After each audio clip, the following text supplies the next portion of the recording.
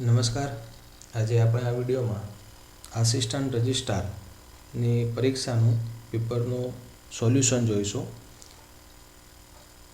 આ સેશનમાં આ પરીક્ષામાં પૂછાયેલ કોમ્પ્યુટર સેક્શનના તમામ પ્રશ્નોનું ડિટેલના અંદર આપણે સોલ્યુશન જોઈએ.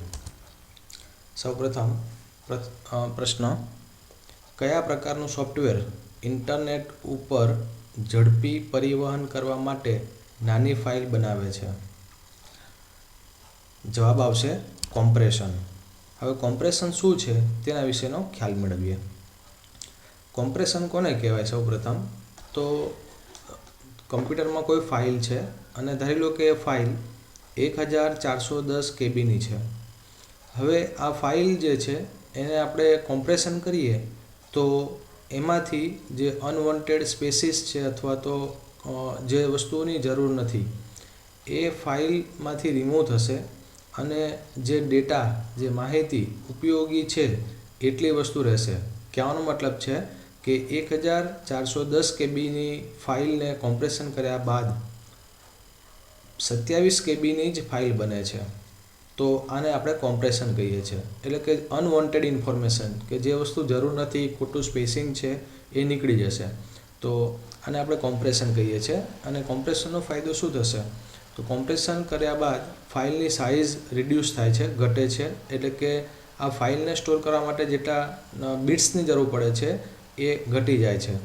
અને બિટ્સની સાઇઝ ઘટવાથી અથવા તો નંબર ઓફ બિટ્સ ઘટવાથી એની જે સાઇઝ છે એ ઘટે છે. એટલે કે કમ્પ્યુટરમાં હાર્ડ ડિસ્કમાં સૌ પહેલાં 1410 KBની સ્ટોરેજની જરૂર પડતી હતી, એ હવે ઘટીને સીધા 27 KBની જરૂર પડશે. એટલે આપણે સ્ટોરેજ મેળવી શકીએ છીએ વધારે. સાથે બીજો ફાયદો એ થશે કે 1410 KBનો ડેટા ટ્રાન્સફર કરવા માટે જેટલી સ્પીડની જરૂર પડતી હતી અથવા તો જેટલો સમય લાગતો હતો, અને હવે એ જ ફાઇલને જ્યારે કોમ્પ્રેશન કર્યા બાદ 27 KBની થાય છે ત્યારે સમયમાં પણ બચાવ થશે. એટલે કે સ્પીડ ફાઇલ ટ્રાન્સફરનો આપણને બેનિફિટ મળશે. તેવી રીતે decrease cost of for storage hardware and network bandwidth, તો એ પણ આપણે સેવ કરી શકીશું. તો આને આપણે કોમ્પ્રેશન કહીએ છીએ કે મોટી સાઇઝની ફાઇલ છે અને કોમ્પ્રેશન કર્યા બાદ અનવોન્ટેડ સ્પેસીસ અથવા તો જે જરૂર નથી એ માહિતી રિમૂવ થશે અને જેટલી યુઝફુલ જે માહિતી છે એટલી જ વસ્તુને આપણે સાચવીશું, જેને આપણે કોમ્પ્રેશન કહીએ છીએ. આ વિડીયોની ખાસિયત એ છે કે તેના અંદર આપણે માત્ર જે જવાબ આવે છે એનું જ સોલ્યુશન નથી જોવાના, પણ તેની સાથે અન્ય ઓપ્શન્સ જે આપ્યા છે. દાખલા તરીકે પ્રશ્નના અંદર આપણને અહીં ઓપ્શન બી, સી અને ડી પણ આપ્યા છે. તો આ પણ કોઈક પ્રશ્નનો જવાબ હોઈ શકે. તો તેનું પણ આપણે ઉકેલ જોઈશું અથવા તો તે શું છે એ આપણે સમજવાનો પ્રયત્ન કરીશું. તો હવે આપણે જોઈએ ફ્રેગમેન્ટેશન ક્યારે આવે અને ફ્રેગમેન્ટેશન કોને કહેવાય. ફ્રેગમેન્ટેશન બેઝિકલી શું છે? તો અહીં આપણને સમજાવ્યું છે કે ધારી લો કે આ મારું અહીંયા સમ ફ્રેગમેન્ટેશન લખ્યું છે. તો માની લો કે આ હાર્ડ ડિસ્ક છે અને હાર્ડ ડિસ્કનો આ સ્ટોરેજ સ્પેસ છે અને હાર્ડ ડિસ્કના અંદર આપણી ફાઇલ સ્ટોર થાય છે. કોઈ કારણસર આપણે ફાઇલને વારંવાર મોડિફાય કરીએ છીએ અથવા તો ફાઇલને ક્રિએટ કરીએ છીએ કે ફાઇલને ડિલીટ કરવાથી એ ફાઇલ જે છે એ હાર્ડ ડિસ્કમાં કન્ટિન્યુઅસ સ્ટોર નથી થતી, કન્ટિન્યુઅસ એલોકેશન નથી થતું. તો આ ફાઇલ જે છે આ એનો પહેલો ભાગ છે, થોડી જગ્યા છોડીને ફાઇલનો આ બીજો ભાગ છે, એમ કરીને હાર્ડ ડિસ્કમાં સ્ટોર થાય છે. અને અહીંયા તમે જે ખાલી જગ્યા જુઓ છો એ ખાલી જગ્યા જે છે ફ્રેગમેન્ટેશન છે, એટલે કે સમ ફ્રેગમેન્ટેશન હિયર. હવે શું થાય છે કે ધારી લો કે આટલી સાઇઝનો, અહીંયા તમે જે જોઈ શકો છો મારો માઉસ પોઇન્ટર, એટલી સાઇઝનો જ્યારે કોઈ નવો બ્લોક સ્ટોર કરવા માગે છે તો એ આટલા ખાનામાં નહીં થઈ શકે. તેવી રીતે આ ખાનામાં પણ નહીં થઈ શકે અને આનામાં પણ નહીં થઈ શકે કન્ટિન્યુઅસ એલોકેશન પ્રમાણે. કારણ કે આટલી સાઇઝ જે છે અથવા તો આ જે સાઇઝ છે એ પ્રમાણે બ્લોક્સ નાના છે. તો એ કેસના અંદર આના અંદર એ સ્ટોર નહીં થાય. હા, પણ જો આ સ્પેસ જે છે એ સ્પેસને આપણે સતત અથવા તો કન્ટિન્યુઅસ ફેશન પ્રમાણે જો એક બાજુ ગોઠવી દઈએ, એટલે કે ખાલી જગ્યા જે અહીં આપણને દેખાય છે એને આપણે સૌપ્રથમ ગોઠવીએ અથવા તો છેલ્લે ગોઠવીએ અને જે આ કન્ટિન્યુઅસ એલોકેશનવાળો જે રેડ કલરમાં હાઇલાઇટેડ કરેલ જે બ્લોક છે એને આપણે પાછળથી ગોઠવીએ તો એક મોટી જગ્યા મળશે આપણને, અને મોટી જગ્યાના અંદર આ જે બ્લોક છે એ આરામથી સમાઈ જશે. તો તેને આપણે ફ્રેગમેન્ટેશન કહીએ છીએ. એની માહિતી અહીંયા આપણને બતાવેલ છે. હવે ઇનકેપ્સ્યુલેશન એ C++ અને જાવાનો કન્સેપ્ટ છે. ઇનકેપ્સ્યુલેશનના અંદર તમે કોને કહેશો? તો encapsulation means binding together the data and the functions. બરાબર છે? એટલે કે આ ફંક્શન્સ, મેથડ અને ડેટા વેરિયેબલ એને આપણે બાઇન્ડ કરીએ છીએ, અને જેથી કરીને આ જે ડેટા જે છે વેરિયેબલ્સ અથવા તો methods it can protect from the outside. એટલે કે જેથી કરીને બહાર એન્વાયરમેન્ટ જે છે અથવા તો તેનાથી આપણે ડેટાને પ્રોટેક્ટ કરી શકીએ છીએ. આપણે એક રેપ કરીએ છીએ, કવરથી આપણે એને પ્રોટેક્ટ કરીએ છીએ, જેને આપણે ઇનકેપ્સ્યુલેશન કહીએ છીએ. હવે અનઝિપ્ડ, એકચ્યુઅલી અનઝિપ જે છે એ આપણે કોમ્પ્રેશન જોયું એનોથી વિરુદ્ધ છે. અનઝિપ કોને કહીશું? તો આપણી પાસે આ ઝીપ ફાઇલ છે, કોમ્પ્રેશન ફાઇલ છે, અને અનઝિપ કરીશું તો આ જે કોમ્પ્રેશન ફાઇલ છે, અનઝિપ ફાઇલ છે, એ આપણને રેગ્યુલર ફાઇલમાં મળશે. તો આને આપણે અનઝિપ કહીએ છીએ. પછીનો પ્રશ્ન છે, બ્રાઉઝર પર ટેબ બંધ કરવા માટે નીચેનામાંથી શું વપરાય છે? તો આપણે એ પણ જોઈ લઈએ કે બ્રાઉઝરમાં આપણે જ્યારે ટેબ બંધ કરવી હોય તો આપણે શું કરીશું, એના માટે કઈ શોર્ટકટ કી છે. 2 મિનિટ મારું બ્રાઉઝર ચાલુ થશે. બ્રાઉઝરના અંદર કોઈ વસ્તુ આપણે બંધ કરવી હોય તો એના માટે કઈ શોર્ટકટ કી છે. ધારી લો કે આ મારું બ્રાઉઝર ચાલુ થાય છે અને તેના અંદર હું લખું છું google.com. નેટ ચાલુ થઈ રહ્યું છે. હા, google.com. તો આ બ્રાઉઝર ચાલુ થાય છે. પ્રશ્ન શું કીધો છે કે બ્રાઉઝર પર ટેબ બંધ કરવા માટે નીચેનામાંથી શું વપરાય છે? તો ધારી લો કે હવે સૌપ્રથમ ટેબ બનાવી છે, નવી ટેબ આપણે ઓપન કરવી છે, તો તમે જુઓ અહીંયા Ctrl+T એવું આપણને દેખાય છે. આ જે મારું માઉસ પોઇન્ટર છે એના અંદર તમે જુઓ એમાં તમને Ctrl+T દેખાતો હશે, ઓપન એ ન્યૂ ટેબ. તો Ctrl+T થી નવી ટેબ ઓપન થાય છે. એટલે આ જવાબ ના આવે, કારણ કે Ctrl+T will use to open a new tab in a existing browser. હવે આપણે એક કામ કરીએ, Ctrl+W દબાવું છું. અત્યારે હું મારા કીબોર્ડમાંથી Ctrl+W દબાવતા શું થાય છે જુઓ, તો જે છેલ્લે ઓપન કરેલી ટેબ જે છે એ બંધ થાય છે. તો સાચો જવાબ આવશે Ctrl+W. બરાબર છે? તેવી રીતે બીજા 2 ઓપ્શન્સ આપ્યા છે કે Ctrl+Y જેને આપણે રીડુ માટે યુઝ કરીએ છીએ, અને Ctrl+A select all the things in A window. બરાબર છે? એટલે કે સિલેક્ટ ઓલ માટે આ યુઝ થાય છે. Ctrl+W દબાવવાથી આ ટેબ બંધ થઈ જશે. Ctrl+T દબાવવાથી આ 2 ટેબ છે તેવી એક નવી ટેબ ચાલુ થશે અને 3 ટેબ થશે. નીચેના તમામ ઉપકરણો ગોપનીયતા, જોખમો અને વાસ્તવિક સુરક્ષાના છે, સિવાય કે સ્પામ. સ્પામનો બેઝિકલી યુઝ શેના માટે થાય છે? જ્યારે તમારે કોઈને જંક મેલ મોકલવા હોય અથવા તો એડવર્ટાઇઝમેન્ટ કરવું હોય ત્યારે આપણે નોર્મલી સ્પામ મેલ મોકલીએ છીએ, અને એ સ્પામ નામના ફોલ્ડરમાં સ્ટોર થતા હોય છે, જે તમને ખ્યાલ હશે. એટલે એમાં ગોપનીયતા, જોખમો કે વાસ્તવિક સુરક્ષાના સિવાયનો કન્સેપ્ટ છે. તો હવે બાકીના જે પ્રશ્નો રહે છે, એટલે કે ઓપ્શન્સ રહે છે, એ સમજવાનો પ્રયત્ન કરીએ. સૌપ્રથમ વાયરસ તમે કોને કહેશો? તો વાયરસ જે છે એ એક જાતનો પ્રોગ્રામ જ છે, પીસ ઓફ કોડ જ છે, અને આ જે કોડ છે it is made by the human, right? અને આ જે છે virus, it can execute against the user requirement, અથવા તો એ આપણી ઈચ્છા વિરુદ્ધ એક્ઝિક્યુટ થાય છે, અને આપણા કમ્પ્યુટરના અંદર કાં તો ફાઇલ ડિલીટ કરે છે, કાં તો ફાઇલના અંદર મોડિફાઈ કરે છે, ફાઇલ ક્રિએટ કરે છે, કે એના સિવાય અધર એક્ટિવિટી કરે છે, જેથી કરીને એ આપણા કોમ્પ્યુટરને મેક્સિમમ નુકસાન કરી શકે, વધુમાં વધુ નુકસાન કરી શકે. હવે ઘણી પરીક્ષાના અંદર વાયરસનું ફૂલ ફોર્મ પણ પૂછાતું હોય છે કે આ વાયરસનું ફૂલ ફોર્મ શું થાય, તો એ જોઈ લેવું. હવે હેકર કોને તમે કહેશો? તો hacker is a term use by some to mean a clever programmer.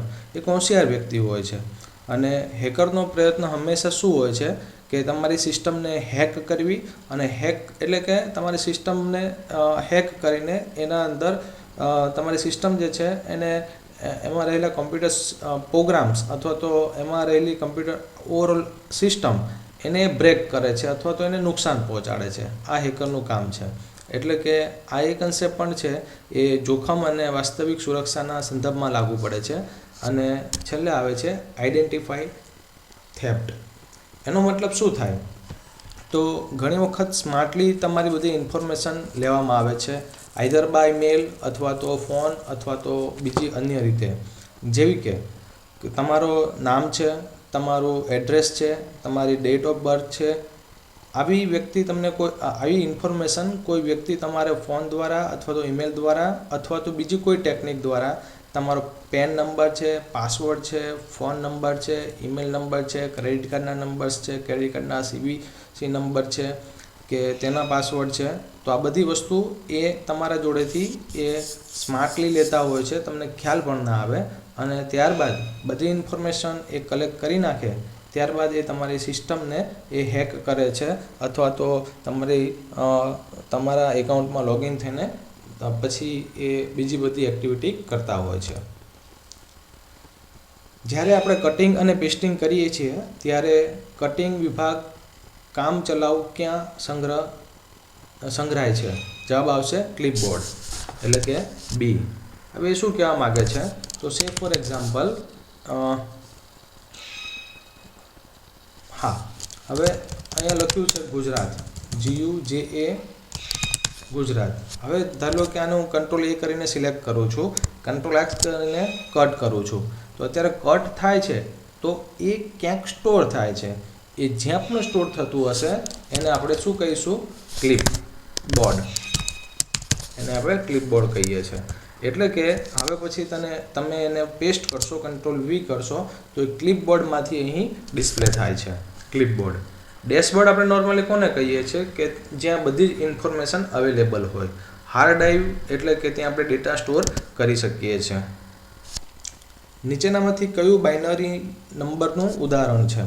તો સૌપ્રથમ બાઇનરી નંબર કોને કહેવાય અને એની રેન્જ શું છે એ આપણે સમજવું જરૂરી છે. જવાબ આવશે D. હવે કમ્પ્યુટર છે બેઝિકલી બાઇનરી, ઓક્ટો, ડેસિમલ અને હેક્સાડેસિમલ સિસ્ટમનો યુઝ કરતું હોય છે, એમાંય ખાસ કરીને બાઇનરી. તો આ એનો બેઝ આપ્યો છે. હવે તમારે શું જોવાનું છે કે આ બાઇનરી જે છે એના અંદર કયા કયા ડિજિટ્સ અથવા તો સંખ્યા ઉપયોગ થાય છે? તો 0 અને 1, 0 and 1. ઓક્ટલના અંદર 0 to 7, ડેસિમલના અંદર 0 to 9, હેક્સાડેસિમલના અંદર 0 to 9, A to F. તો અહીં આપણે જોઈએ તો બાઇનરીના અંદર માત્ર અને માત્ર બે જ આંકડા ડિજિટ્સ 0 અને 1 યુઝ થાય છે. એટલે આ જવાબ ના આવી શકે, આ પણ ના આવી શકે, આ પણ ના આવી શકે. પણ 100, 101 એ બાઇનરીના અંદર ઉપયોગ થતા ડિજિટ છે, એટલે જવાબ આવશે D. જો તમે એક્સેલમાં ડેટા દાખલ કરો છો તે વર્કશીટનો મૂળભૂત એકમ શું છે? એટલે એમ કહેવા માગે છે કે ધારી લો કે આપણે આ એક્સેલ ઓપન કરીએ છીએ. હવે જ્યારે તમે આમાં ડેટા નાખવા જઈ રહ્યા છો ત્યારે તે વર્કશીટનો મૂળભૂત એકમ શું છે? તો સૌપ્રથમ જવાબ આવશે D, સેલ, જેને આપણે કહીશું. તો હવે સમજીએ કોલમ કોને કહેવાય. કોલમ એટલે કે આ જે ઊભી આ C છે, હરોળ, એને આપણે કોલમ કહીએ છીએ. અહીંયા મેં બતાવ્યું છે. તો આને આપણે બોક્સ બનાવ્યું કહેવાય, આ બોક્સ, રાઈટ. અને તેવી જ રીતે આ બોક્સ છે અને આ જે છે એ રો અને કોલમનું મલ્ટિપ્લિકેશન છે, એટલે કે આ ટેબલ થયું જે અહીં આપણને બતાવ્યું છે. હવે અહીંયા પ્રશ્ન આપણને જે પૂછ્યો છે કે જ્યારે તમે ડેટા નાખો છો, કોઈકનું નામ નાખો છો મહેશ, તો મહેશ નાખો છો એ એન્ટર થાય છે એ કયા મૂળભૂત એકમના અંદર, વર્કશીટના કયા મૂળભૂત એકમમાં એન્ટર થાય છે? તો આને આપણે જેવું પણ એન્ટર આપીશું એટલે આને આપણે સેલ કહીએ છીએ. સેલ જે છે એ કોલમ અને આડી રો એનું કોમ્બિનેશન છે, કોલમ અને રોનું કોમ્બિનેશન છે. એટલે કે જ્યારે તમે કોઈ પણ ડેટા નાખતા હોય ત્યારે એ સેલના સ્વરૂપના અંદર એ એન્ટર થાય છે અને દરેક સેલનું એક યુનિક એડ્રેસ હોય છે. સે ફોર એક્ઝામ્પલ આ મારું આ સેલ છે, એક્ટિવ સેલ કહેવામાં આવે છે. તો આ સેલનું એડ્રેસ શું થશે? તો આ અહીં એ છે એટલે એ, અને આ બાજુ આવે છે 1 એટલે 1. તેવી રીતે આ સેલનું એડ્રેસ શું થશે? તો આ બી અને આવશે આ 3, એટલે જવાબ આવશે ડી. ત્યારબાદ બ્લૂટૂથ ટેકનોલોજી મંજૂર કરે છે, જવાબ આવશે C, wireless communication between the equipments. એ એમ કહેવા માગે છે કે બ્લૂટૂથ ટેકનોલોજી જે છે એના દ્વારા તમે શું કરી શકો છો? તો બ્લૂટૂથ દ્વારા તમે તમારા કોઈપણ 2 કે તેથી વધુ કોમ્પ્યુટર્સ, કોઈપણ ઇલેક્ટ્રોનિક ડિવાઇસ કે જેના અંદર બ્લૂટૂથ સપોર્ટ હોય એને તમે કનેક્ટ કરી શકો છો.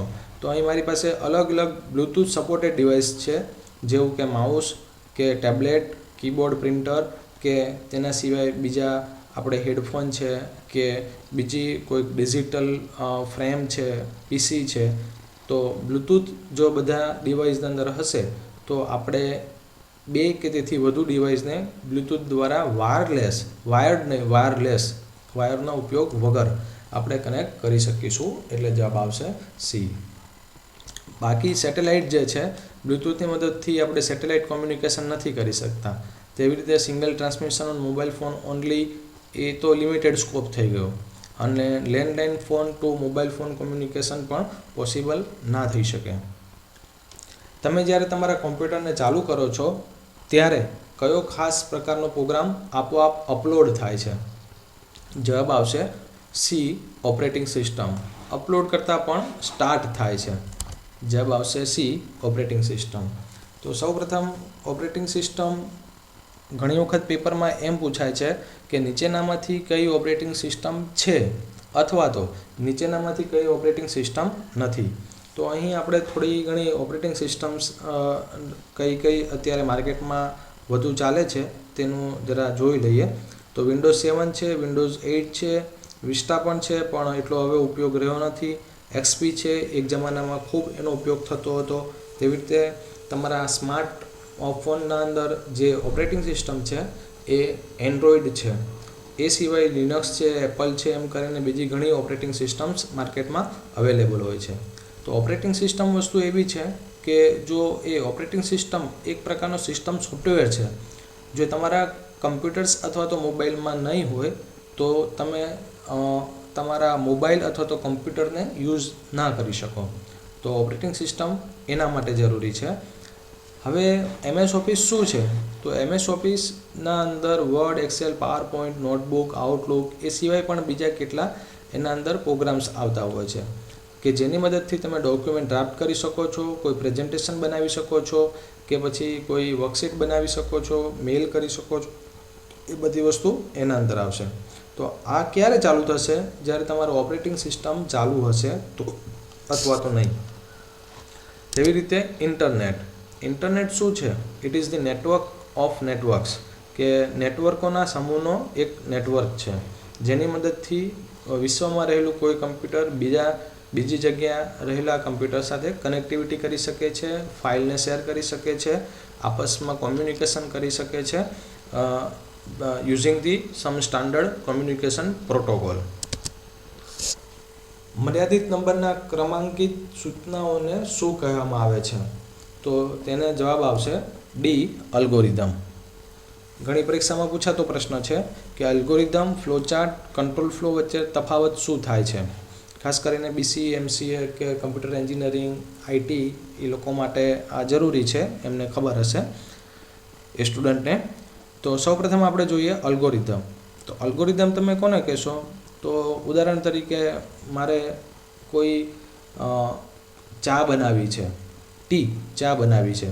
તો ચા બનાવવા માટે અમુક સ્ટેપ્સ હોય છે કે ભાઈ પ્રથમ સ્ટેપના અંદર તપેલી લો, બીજા સ્ટેપના અંદર એમાં પાણી નાખો કે દૂધ નાખો, ત્યારબાદ એના અંદર ચાની ભૂકી નાખો કે ખાંડની ભૂકી નાખો. તો આ એના સ્ટેપ થયા. સ્ટેપ નંબર 1માં આ કરો, સ્ટેપ નંબર 2માં આ કરો, 3માં આ કરો. That is called as the algorithm. એને આપણે અલ્ગોરિધમ કહીએ છીએ. ક્રમાંકિત સૂચનાઓ કે એક પછી એક પ્રોસેસ કેવી રીતના કરવી. જ્યારે ફ્લોચાર્ટ તમે કોને કહેશો? તો ફ્લોચાર્ટ જે છે એ અલ્ગોરિધમ ઉપરથી જ બનાવવામાં આવેલો હોય છે, પણ એ અમુક ગ્રાફિકલ નોટેશનનો યુઝ કરે છે. બરાબર છે? તો સૌપ્રથમ સ્ટાર્ટ થાય અને છેલ્લે સ્ટોપ થાય. એ સમય દરમિયાન આપણે જે વસ્તુ લેવાની છે એ આપણે વસ્તુ લઈએ છીએ, એની આપણે ઇનપુટ કરીએ છીએ, એની પ્રોસેસ સમજાવીએ છીએ અને આ કન્ડિશન છે. તો ગ્રાફિકલ રિપ્રેઝન્ટેશન એટલે કે ફ્લો ચાર્ટ અને એને સ્ટેપ બાય સ્ટેપ રિપ્રેઝન્ટેશન કરીએ છીએ તેને આપણે અલ્ગોરિધમ કહીએ છીએ. એટલે અલ્ગોરિધમ જવાબ ના આવે. હવે કંટ્રોલ ફ્લો કોને કહેવાય? તો કંટ્રોલ ફ્લોનો મતલબ એમ થાય કે ભાઈ મારી પાસે અત્યારે આ એક કન્ડિશન છે, કન્ડિશન કદાચ સાચી પણ હોઈ શકે. જો સાચી હોય તો કંટ્રોલ ફ્લો જે છે એ ઉપર જવો જોઈએ, અને જો આ કન્ડિશન ખોટી પડે તો કંટ્રોલ ફ્લો છે એ ડાબે જઈને નીચે જવું જોઈએ. તો એ વસ્તુને આપણે કંટ્રોલ ફ્લો કહીએ છીએ કે કન્ડિશન પ્રમાણે એ આગળ એક્ઝિક્યુટ થતા હોય છે. Read only memory full form તૈયાર કરવું. રીડ ઓનલી મેમરી રોમ માત્ર કઈ કામગીરી કરી શકે છે? એ રીડ કરવાની. તો પહેલાં તો સમજી લઈએ કે રોમ અને રેમમાં તફાવત શું છે. રોમ જે છે એ તમારે ઇનબિલ્ટ એના અંદર પ્રોગ્રામ ઓલરેડી સેટઅપ થઈ ગયો હોય છે. જ્યારે રેમના અંદર તમે જે કમ્પ્યુટરમાં પ્રોગ્રામ્સ ઓપન કરો છો એ ચાહે વર્ડ હોય કે પછી પેઇન્ટ હોય કે અન્ય કોઈ ત્રીજો પ્રોગ્રામ હોય, તો એ સૌપ્રથમ મેમરી એટલે કે પ્રાઇમરી મેમરી રેમમાં લોડ થાય છે, ત્યારબાદ તમે એને એક્સેસ કરી શકો છો. જ્યારે રોમ જે છે એ એના અંદર પ્રોગ્રામ ઓલરેડી ઇન્સ્ટોલ્ડ હોય છે અને એને આપણે વારંવાર એમાં મોડિફિકેશન કરતા નથી, અથવા તો આપણે એને ક્યારેય પણ મોડિફિકેશન કરી શકતા નથી. આમાંથી આપણે ખાલી માહિતી રીડ જ કરવાની હોય છે, બરાબર. જ્યારે રેમના અંદર તમે રીડ, રાઇટ, એક્સેસ, ડિલીટ એ તમામ એક્ટિવિટી કરી શકો છો. તો ખાસ કરીને આ રોમનો યુઝ ત્યારે આવશે જ્યારે તમારું કમ્પ્યુટર બૂટ થતું હોય, બરાબર છે, ત્યારે આપણે એનો યુઝ કરી શકીએ છીએ. અને રોમ જે છે એ નોન વોલેટાઇલ સ્ટોરેજ કહેવામાં આવે છે કે લાઇટ આમાં કોઈ ડેટા છે અને લાઇટ જતી રહે છે તો એ ડેટાને કોઈ વાંધો આવતો નથી, એ એઝ ઇટ ઇઝ રહેશે. જ્યારે રેમના અંદર it is the volatile memory, કારણ કે આના અંદર અત્યારે કોઈ ડેટા છે અને લાઇટ જતી રહે છે તો એમાં રહેલો ડેટા પણ જે છે એ લોસ થશે. ત્યારબાદ પેરેલલ કમ્પ્યુટરનું મુખ્ય કામ શું છે? તો પહેલાં એ સમજી લઈએ કે પેરેલલ કમ્પ્યુટર્સ અને સિરિયલ કમ્પ્યુટર્સ એ કોને કહેવામાં આવે છે. પહેલાં આપણે સિરિયલ કમ્પ્યુટર્સ વિશે વિચારીએ. સિરિયલ કમ્પ્યુટર એટલે કે એવું સમજો કે આ મારો કોઈક પ્રશ્ન છે, પ્રોબ્લેમ છે, અથવા તો કમ્પ્યુટરમાં મારે કોઈ આ કામ કરાવવું છે કોમ્પ્યુટર મારફતે. તો આ પ્રોબ્લેમ્સ છે, આ પ્રશ્ન છે, અથવા તો આ જે વર્ક છે એને આપણે નાની નાની ઇન્સ્ટ્રક્શનના અંદર આપણે ડિવાઇડેડ કરીએ છીએ.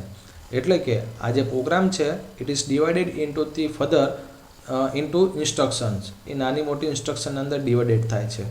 અને એટ અ ટાઈમ મારી પાસે એક જ પ્રોસેસર છે, એટ અ ટાઈમ એક ઇન્સ્ટ્રક્શન એક્ઝિક્યુટ થશે. એટલે કે T1 ટાઈમે એક ઇન્સ્ટ્રક્શન આવે છે એ પરફોર્મ થશે. ત્યાં સુધીની આ જે ઇન્સ્ટ્રક્શન છે એ ક્યુના અંદર રહેશે. પછી બીજી ઇન્સ્ટ્રક્શન આવશે એ પરફોર્મ થશે, ત્રીજી આવશે એમ પરફોર્મ થશે. ધારી લો કે અહીં 10 ઇન્સ્ટ્રક્શન આપી છે તો 10 ઇન્સ્ટ્રક્શન 1 બાય 1 એ પ્રોસેસર દ્વારા એક્ઝિક્યુટ થાય છે, જેને આપણે સિરિયલ કોમ્પ્યુટિંગ કહીએ છીએ, એક પછી એક. અહીં આપણને કીધું છે કે પેરેલલ કમ્પ્યુટર. તો પેરેલલ કમ્પ્યુટરનું મુખ્ય કાર્ય શું છે? તો ઘણી બધી ઇન્સ્ટ્રક્શન્સ છે અથવા તો કેલ્ક્યુલેશન છે એ એક સાથે કરી શકે છે. તો એક સાથે કરવું હોય તો મારે શું કરવું પડે? તો આ જેવું પ્રોસેસર છે એવું બીજું પ્રોસેસર મૂકવું પડે, ત્રીજું મૂકવું પડે, ચોથું મૂકવું પડે. એટલે કે using the multi processor I can perform this job. એટલે હવે અહીં આ જે પ્રોબ્લેમ છે એ પ્રોબ્લેમ તો એક જ છે. આપ જોઈ શકો છો કે અહીં આપણને ફિગરમાં બતાવ્યું છે અહીંયા જે પ્રોબ્લેમ્સ હતો એ જ પ્રોબ્લેમ છે. અને એ પ્રોબ્લેમને આપણે ફર્ધર શેમાં ડિવાઇડેડ કરીએ છીએ? એને આપણે in A simple sense parallel computing is the simplicity use of the computer's resource at solve the computer problems. હા, આપણે એને પાર્ટ્સમાં ડિવાઇડેડ કરીએ છીએ. આ પહેલો પાર્ટ, આ બીજો પાર્ટ, આ ત્રીજો પાર્ટ અને આ ચોથો પાર્ટ. અને પાર્ટ્સમાં રહેલી જે ઇન્સ્ટ્રક્શન્સ છે એને આપણે 1 બાય 1 એક્ઝિક્યુટ કરાવીએ છીએ યુઝિંગ ધી ડિફરન્ટ પ્રોસેસર. એટલે સૌપ્રથમ આપણી પાસે એક પ્રોસેસર હતું, એટલે એક instruction at a time execute થતી હતી. હવે આપણી પાસે મલ્ટિપલ પ્રોસેસર છે અને મલ્ટિપલ પ્રોસેસરનો ઉપયોગ કરવાથી આપણે હવે મલ્ટિપલ ઇન્સ્ટ્રક્શન આપણે એક્ઝિક્યુટ કરાવી શકીશું. તો પેરેલલ કમ્પ્યુટર્સના અંદર મેની કેલ્ક્યુલેશન ડન સાઇમલ્ટેનિયસલી, કે આ ઘણી બધી જે ઇન્સ્ટ્રક્શન્સ છે અથવા તો કેલ્ક્યુલેશન્સ છે એ આપણે એકી સાથે આપણે પરફોર્મ કરાવી શકતા હોય છે. હવે રિયલ ટાઈમ એપ્લિકેશન માટે કઈ ઓપરેટિંગ સિસ્ટમ વપરાય છે? રિયલ ટાઈમ શબ્દ છે તો રિયલ ટાઈમ ઓપરેટિંગ સિસ્ટમ જ વપરાતી હોય છે. ખાસ કરીને બેંકના અંદર કે ગવર્મેન્ટ સેક્ટરના અંદર આનો ઉપયોગ થતો હોય છે. બેંકના અંદર RTGS એવું નામ સાંભળ્યું હશે, રિયલ ટાઈમ ગ્રોસ સેટલમેન્ટ, કે અત્યારે 11:47 હું કોઈ એકાઉન્ટના અંદર પૈસા જમા કરાવું છું તો on the spot any effect સામેના એકાઉન્ટના અંદર ક્રેડિટ તરીકે મને મળી શકે. તો રિયલ ટાઈમ ઓપરેટિંગ સિસ્ટમ. હવે અલગ અલગ ટર્મિનોલોજી આપી છે, કારણ કે આ બધી જ ટર્મિનોલોજી આ વખતે રિયલ ટાઈમ પૂછ્યું છે. નેક્સ્ટ ટાઈમ આપણને મલ્ટી યુઝર પણ પૂછી શકે કે સિંગલ યુઝર પણ પૂછી શકે, તો આપણને ખ્યાલ હોવો જોઈએ. સૌપ્રથમ સિંગલ યુઝર ઓપરેટિંગ સિસ્ટમ કોને કહેવાય? તો અહીં લખ્યું છે કે સિંગલ યુઝર ઓપરેટિંગ સિસ્ટમના અંદર માત્ર ને માત્ર એક જ યુઝર એ કમ્પ્યુટરનો ઉપયોગ કરે છે અને એને આપણે સિંગલ યુઝર ઓપરેટિંગ સિસ્ટમ કહી શકીએ છીએ. અને સિંગલ યુઝર ઓપરેટિંગ સિસ્ટમ દ્વારા આપણે આપણા કોમન અને પર્સનલ કમ્પ્યુટર્સ, આપણું જે કમ્પ્યુટર હોય છે પર્સનલ કમ્પ્યુટર્સ, તો એને આપણે single user operating system install હોય છે. ઉદાહરણ તરીકે વિન્ડોઝ XP એ સિંગલ યુઝર ઓપરેટિંગ સિસ્ટમનું એક એક્ઝામ્પલ છે. તો એ સિંગલ યુઝરની વાત આપણે કરી. ત્યારબાદ આપણે વાત કરી શકીએ મલ્ટી યુઝર. અહીં આપ્યું છે મલ્ટી યુઝર. તો અહીં આપણને દેખાય છે કે ભાઈ કોઈ એક સર્વર સાથે અથવા તો કોઈ એક મશીન સાથે ઘણા બધા યુઝર, મલ્ટી યુઝર કહેવામાં આવે છે, એ કનેક્ટેડ હોય છે. તો multi user operating systems are originally use to mainframe computers. ક્યાંક લાર્જ અને મોટા કમ્પ્યુટર્સ હોય, ખાસ કરીને ગવર્મેન્ટ સેક્ટરના અંદર અથવા તો મોટી કંપનીઓના અંદર, કે જ્યાં ઘણા બધા ડેટાનું પ્રોસેસિંગ એટ અ ટાઈમ કરાવવાનું હોય. ખાસ કરીને વસ્તી ગણતરી છે કે પછી કોઈક ગ્રાહકના આંકડાકીય માહિતી છે અથવા તો ફાઇનાન્શિયલ ટ્રાન્ઝેક્શન્સ છે, બરાબર છે, તો ત્યાં એનો ઉપયોગ થતો હોય છે. નેટવર્ક બેઝ સિસ્ટમ હોય એના અંદર પણ ઘણા પ્રકાર પડે છે, single processor, multi processor, network system એમ. તો એના પછી આપણે જોઈએ તો મલ્ટીટાસ્કિંગ ઓપરેટિંગ સિસ્ટમ. મલ્ટીટાસ્કિંગ એટલે કે એક જ વ્યક્તિ એ જ સમયે, ઉદાહરણ આપું છું, એક જ વ્યક્તિ એક જ સમયે એક બિલ બનાવે છે, એ જ વ્યક્તિ એ જ સમયે ફોન ઉપર વાત કરે છે, એ જ વ્યક્તિ એ જ સમયે લેપટોપને ઓપરેટ કરે છે અને એ જ વ્યક્તિ એ જ સમયે ત્રીજું કોઈ કામ કે ચોથું કોઈ કામ કરે છે. મલ્ટીટાસ્કિંગ, એકથી વધુ સમય એટ અ ટાઈમ થતા હોય તો એને આપણે મલ્ટીટાસ્કિંગ ઓપરેટિંગ સિસ્ટમ કહેવાય છે. તો અહીં આપણો પ્રશ્ન છે રિયલ ટાઈમ એપ્લિકેશન માટે કઈ ઓપરેટિંગ સિસ્ટમ વપરાય છે? રિયલ ટાઈમ માટે રિયલ ટાઈમ ઓપરેટિંગ સિસ્ટમ વપરાય છે. સિસ્ટમ એનાલિસ્ટનું કામ શું છે? જવાબ આવશે B, design structure of program. અહીં એક નેટ ઉપરથી લીધેલ આ એક રિસોર્સ છે જેના અંદર સોફ્ટવેર પ્રોગ્રામર એ પ્રોગ્રામ્સ લખે છે. મેનેજરનું કામ શું છે, સિસ્ટમ એનાલિસ્ટનું કામ શું છે, એ દૃશ્યમાન થાય છે. એટલે પ્રોગ્રામિંગ કોડ જે છે એ પ્રોગ્રામમાં લખતા હોય છે, જેને ઘણી વખત ડેવલપર પણ કહેવામાં આવે છે. ટેસ્ટિંગ જે છે એ ટેસ્ટર તમારી કમ્પ્યુટર્સમાં લખેલ પ્રોગ્રામ જે છે એના અંદર કોઈ બગ રહી ગયો છે, એરર રહી ગઈ છે, એ ચેક કરવાનું કામ છે ટેસ્ટરનું. આગળ વાત કરીએ. કમ્પ્યુટરનું મધરબોર્ડ ખાલી જગ્યા ધરાવે છે. જવાબ આવશે A and B. Any definition છે અને અહીં આપણને સમજાવ્યું છે કે જે રીતે દરેક વ્યક્તિના અંદર એક હાર્ટ અને એક બ્રેઇન હોય છે અને એ જરૂરી અથવા તો સૌથી મહત્ત્વનો ભાગ કહી શકીએ, તેવી રીતે કમ્પ્યુટરના અંદર પણ એને આપણે કમ્પ્યુટરનું મધરબોર્ડ જે છે એની સાથે આપણે કમ્પેર કરી શકીએ. કેશ મેમરી પણ તાર્કિક રીતે મધરબોર્ડ સાથે સંકળાયેલ છે. હવે આ આન્સર કી જે છે એ આ બોર્ડ દ્વારા જે કી મૂકવામાં આવી છે એની મદદથી આપણે બનાવેલ છે, એટલે એ મુજબ આપણે અહીં જવાબ મૂકેલા છે. શું કીધું છે કે કેશ મેમરી. તો સૌપ્રથમ પહેલાં કેશ મેમરી કોને કહેવાય અને એની ઉપયોગિતા શું છે એ સમજી લઈએ. તો કેશ મેમરી ક્યાં આવતી હોય છે? તો એમાં હવે લેવલ 1, લેવલ 2 એમ કરીને કેશ મેમરી હોય છે.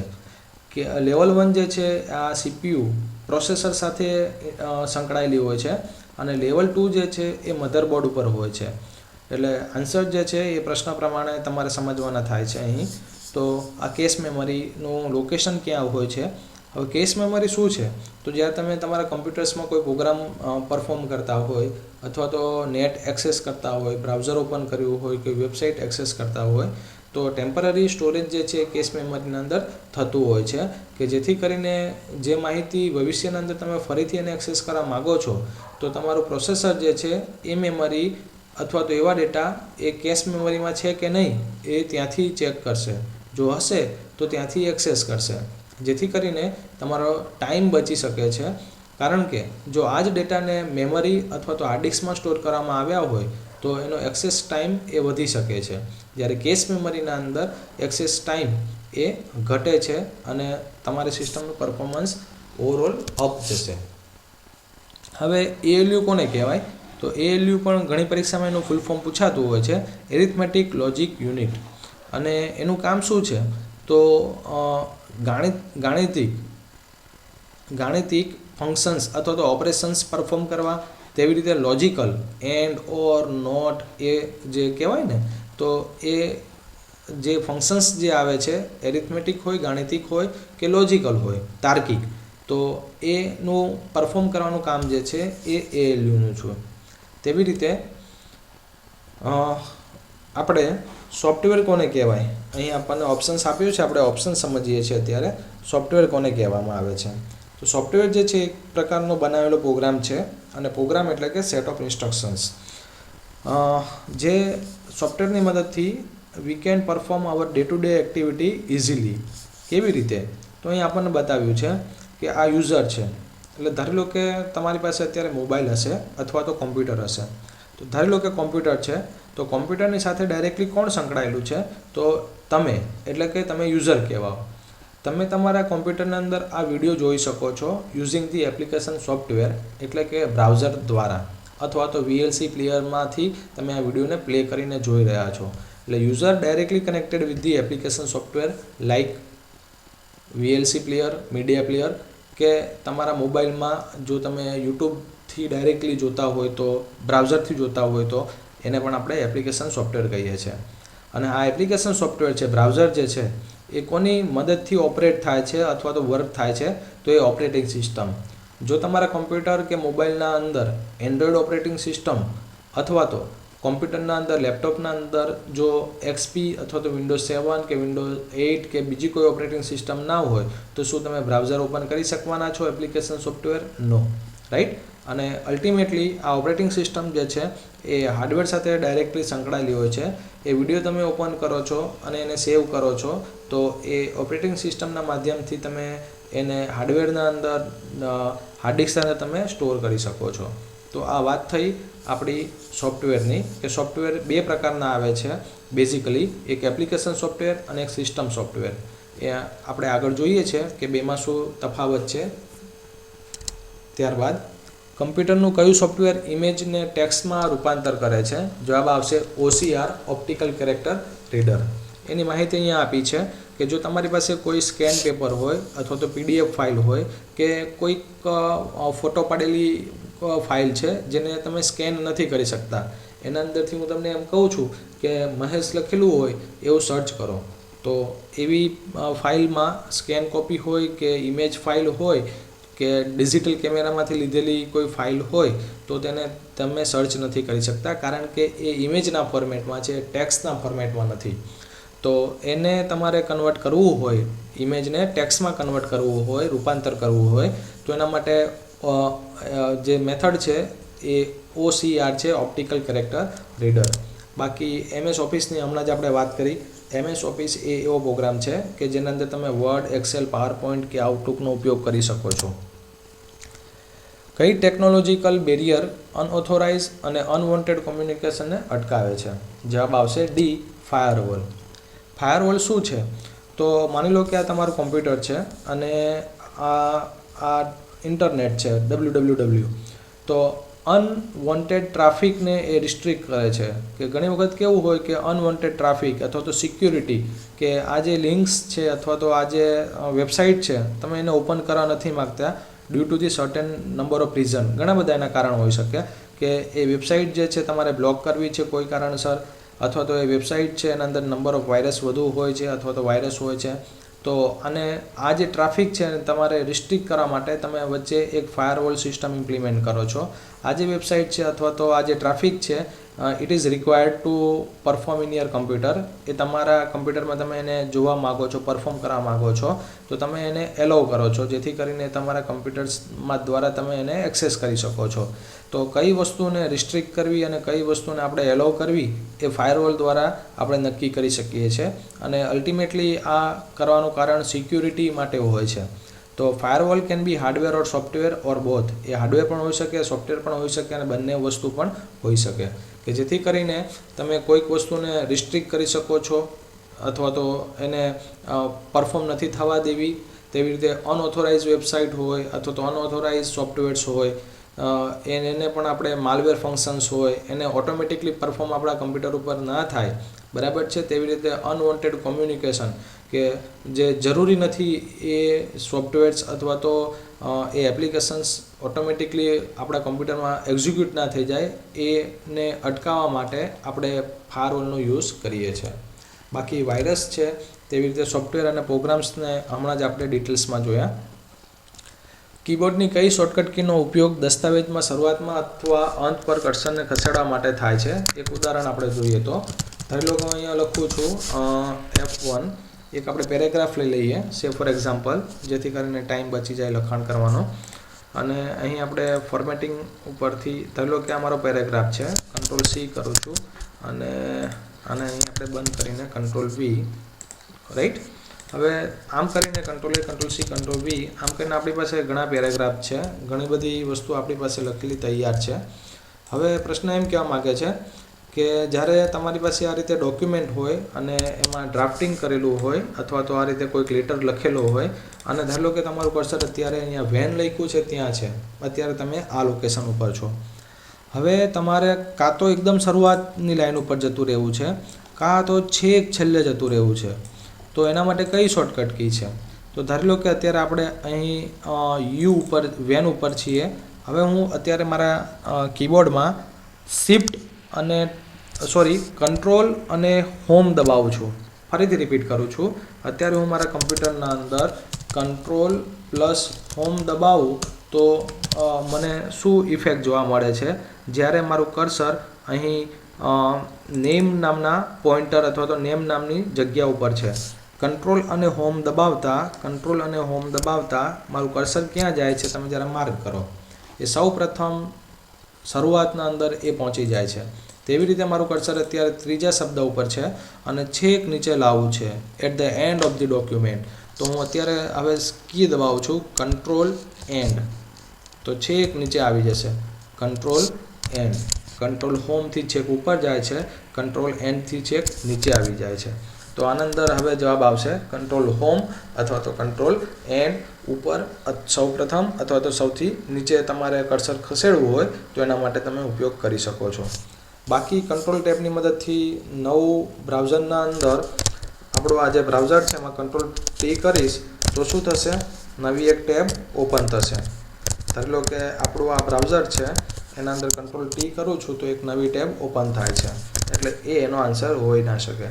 શિફ્ટ ટેબ છે, હા કંટ્રોલ ટેબ જે છે તમે અહીંથી પણ એનો ઉપયોગ કરી શકો. અત્યારે હું કંટ્રોલ ટેબ કરું છું તો એક જગ્યા અંદર જતી જાય છે, ટેબ થતી જાય છે. તેવી રીતે કંટ્રોલ ટેબ અને કંટ્રોલ શિફ્ટ એનો કોઈ એટલો પર્પઝ સ્પેસિફિક લાગતો નથી.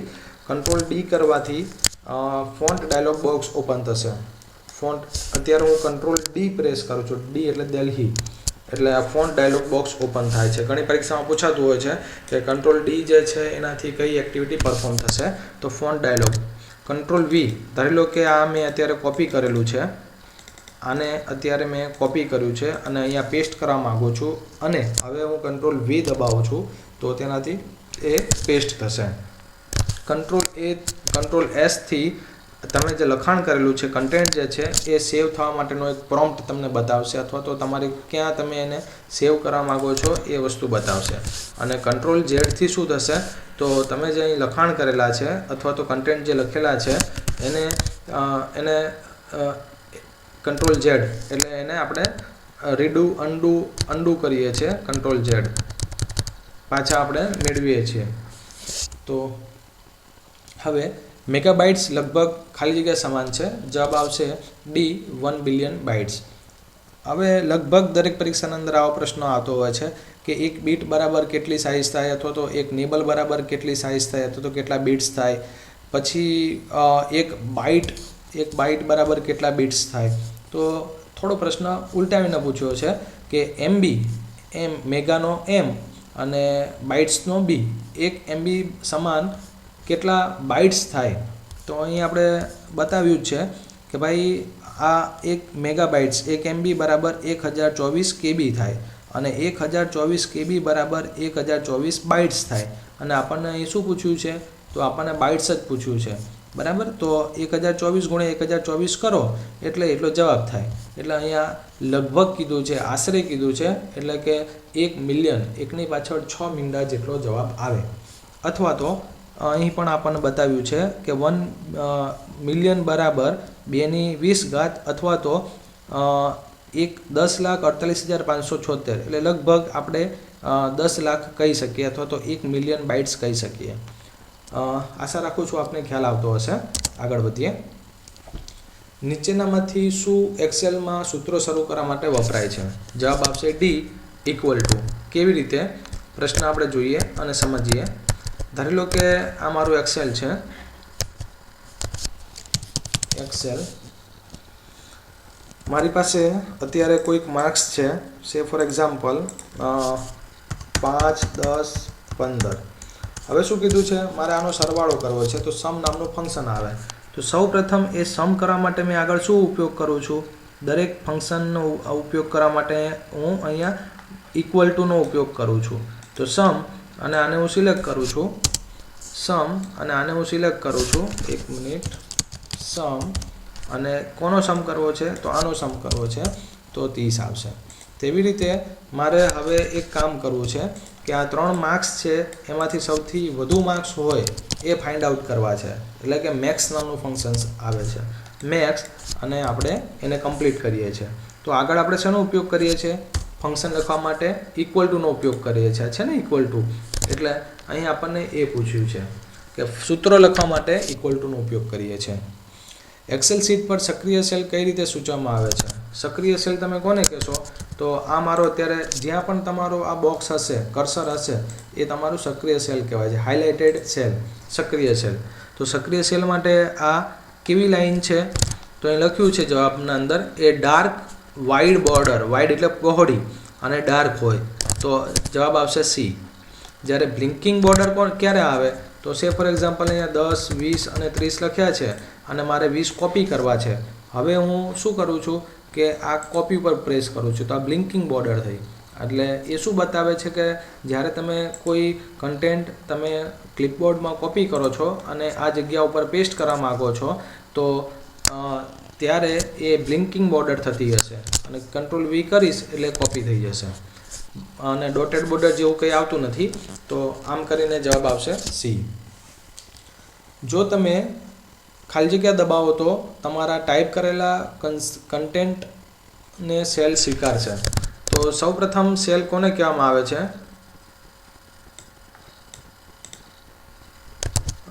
સૌપ્રથમ સેલ કોને કહેવામાં આવે છે એ જોઈએ. આને આપણે સેલ કહીએ છીએ, ડિલીટ, ધીસ ઇઝ સેલ. હવે આની અંદર હું 10 લખું છું તો આ ત્યાં સુધી ઇફેક્ટમાં ના આવે, ત્યાં સુધી આ વર્કશીટના અંદર એ એન્ટર ના થાય, જ્યાં સુધી તમે એને એન્ટર ના આપો અથવા તો ટેબ ના આપો. તો ફરીથી સમજાવું છું. મારે અત્યારે 50 નાખવા છે, તો આ 50 તો નાખ્યા. હવે જેવું પણ હું એન્ટર આપીશ તો એ કોમ્પ્યુટરના અંદર એ 50 માર્ક છે એ ગણતરીના અંદર આવશે. હવે કેવી રીતના એ તમને સમજાવું. ધારો કે મારી પાસે 5, 10 અને 15 માર્ક છે અને તેનો સરવાળો જે છે હું નીચે કરું છું કે સમ. અને આના પછી પણ મારે હજુ એક ચોથા માર્ક્સ એડ કરવા છે, ચોથા વિદ્યાર્થીના અંદર. અત્યારે મારી પાસે 3 વિદ્યાર્થી છે, એટલે 3 વિદ્યાર્થીના અંદર આપણે માર્ક્સ એડ કર્યા. ધારી લો કે એના માર્ક જે છે એ 5 થાય છે. તો હવે જેવું પણ આમાં એન્ટર મારીશ એટલે એ વેલ્યુ જે છે એ કોમ્પ્યુટર સ્વીકારશે અને 5 અહીંયા પહેલાં 30 હતા એ 35 થઈ ગયા. જુઓ, ધારી લો કે મારે અત્યારે આના અંદર 10 માર્ક નાખવા છે, આનો સરવાળો અત્યારે 30 થાય છે. અહીંયા મેં 10 લખ્યા છે પણ હજુ એ સ્વીકારે નથી. એ ક્યારે સ્વીકારશે કોમ્પ્યુટર? જ્યારે તમે એન્ટર આપશો ત્યારે. જેવું પણ હું એન્ટર આપું છું એટલે એ ગણતરીમાં લેવાય છે, એટલે જવાબ આવશે એન્ટર. ટેબથી પણ થઈ જશે. આ જે ટેબ છે એ પણ આન્સર આવી શકે. ધારી લો કે અહીંયા હું 1 લખું છું અને હવે ટેબ મારું છું, તો જો અહીંયા 40 હતા એવા 41 થઈ ગયા. એટલે ટેબ પણ હોઈ શકે, પણ એન્ટર જે છે એ સુપિરિયર છે. હાલની વર્કબુક ખોલવા માટે કયા ટૂલબારની ઓપન બટન ઉપર ક્લિક કરવામાં આવે છે? જવાબ આવશે બી, સ્ટાન્ડર્ડ. ડ્રોઈંગ ટૂલબારની મદદથી તમે કોઈક શેપ ડ્રો કરી શકો. ફોર્મેટિંગના અંદર તમે ધારો કે આ ફોર્મેટિંગ કોને કહેવાય? તો આ ફોર્મેટિંગ ટૂલબાર છે. ફોર્મેટિંગ કે જેને તમે બોલ્ડ, ઇટાલિક ને અંડરલાઇન ને બધી વસ્તુ એના અંદર કરી શકો છો. એને આપણે ફોર્મેટ. સ્ટાન્ડર્ડ એટલે કે જ્યાંથી આપણે ફાઇલ ઓપન કરવી હોય, સેવ કરવી હોય એના માટે ઉપયોગ થતું હોય છે. હવે શું કીધું છે અહીં પ્રશ્નના અંદર કે C1 થી માંડીને 10મી રો સેલની કઈ શ્રેણી છે જે સેલ C1 માં શરૂ થાય છે અને કોલમ H સુધી? હા, એમ કહેવા માગે છે C1 એટલે આ C કહેવાય અને 1 એટલે કે આ 1 કહેવાય, એટલે એનું કોમ્બિનેશન આ C1. ત્યાંથી માંડીને H10 સુધી એટલે કે અહીંથી માંડીને આ H10 સુધી. હા, તો આને તમે શું કહેશો? તો C1 કોલોન H1. C1 થી માંડીને આ શરૂઆત કહેવાય અને આ એન્ડ કહેવાય. C1 થી માંડીને H10 એ એનો જવાબ થયો. એક પ્રશ્નપત્રમાં મેં એવું વાંચ્યું હતું, એ તમારી સાથે શેર કરું છું કે ધારી લો કે મારે અત્યારે B1 થી માંડીને આ D10 એટલે કે આ D10 આટલી વસ્તુ જ્યારે હું સિલેક્ટ કરું છું, B1 થી માંડીને D10, આ B1 અને આ D10, રાઈટ? ત્યારે આ જે ફંક્શન અહીંયા લખ્યું છે, ફંક્શન બાર કે તમે જે કહો, એની ડાબી બાજુ ઉપર શું દ્રશ્યમાન થતું હશે? જ્યારે તમે કોઈ સિલેક્ટ કરતા હશો B1 થી માંડીને D1, ત્યારે ફંક્શન જે છે આ ફંક્શન જે છે અને ફંક્શન ફોર્મ્યુલા બારની ડાબી બાજુ ઉપર શું દ્રશ્યમાન થતું હશે જ્યારે તમે એને સિલેક્ટ કરેલું હશે ત્યારે? અત્યારે મારું માઉસ સિલેક્ટ કરી રહ્યું છે ને, તો 10R અહીં તમને દેખાતું છે. અહીંયા જોજો, જ્યારે હું સિલેક્ટ કરું ત્યારે હજુ માઉસને હું ક્લિક છોડી નથી. 10R એનો મતલબ થાય છે 10 રો. જો અહીંયા તમે લેફ્ટ સાઈડ ઉપર 10 રો, આ બાજુ જોજો 10 રો એ તમને દ્રશ્યમાન થાય છે. અને કેટલી કોલમ છે? તો B, C અને D. આ B, C અને D 3 કોલમ છે, એટલે અહીંયા 3C આવશે. બરાબર છે? એટલે અહીંયા 3C આવશે, એટલે ખ્યાલ હોવો જોઈએ. વેબમાં ઇન્ટરેક્ટિવ પાઇવોટ ટેબલ બનાવવા માટે કયો માઇક્રોસોફ્ટ ઓફિસ વેબ કમ્પોનન્ટ વપરાય છે? Pivot table. એ આઈ થિંક એ શેમાં આવતો હોય છે પાઇવોટ ટેબલ? તો એ ઇન્સર્ટના અંદર પાઇવોટ ટેબલ પહેલું જ આવતું હોય છે. પાઇવોટ ટેબલનો ઉપયોગ થાય છે. એક પાઇવોટ ટેબલનું આપણે એક એક્ઝામ્પલ લઈ લઈએ એટલે ખ્યાલ આવે. પાઇવોટ ટેબલ કેવી રીતના બનશે? તો ધારો કે હું લખું છું ડિવિઝન, પછી અહીંયા લખું છું પ્રોડક્ટ, અહીંયા ક્વોન્ટિટી અને અહીંયા લખું છું પ્રાઇસ. ધારી લો કે ડિવિઝન જે છે એ નોર્થ સાઉથ SOUTH, ઈસ્ટ અને વેસ્ટ. પ્રોડક્ટ જે છે એ કીબોર્ડ, માઉસ,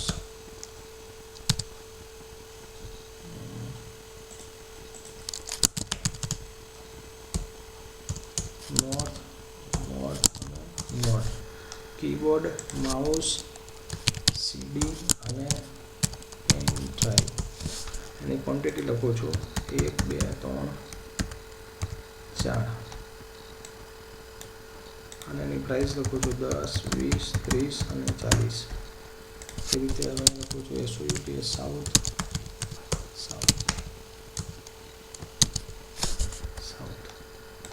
પ્રોડક્ટ સિલેક્ટ કરું છું, કંટ્રોલ V અને લખું છું 5 6 7 8 50 60 70 અને 80. અને એક ટાઈમ બચાવવા માટે waste, control C control V અને લખું છું કંટ્રોલ C કંટ્રોલ V 9 8 7 6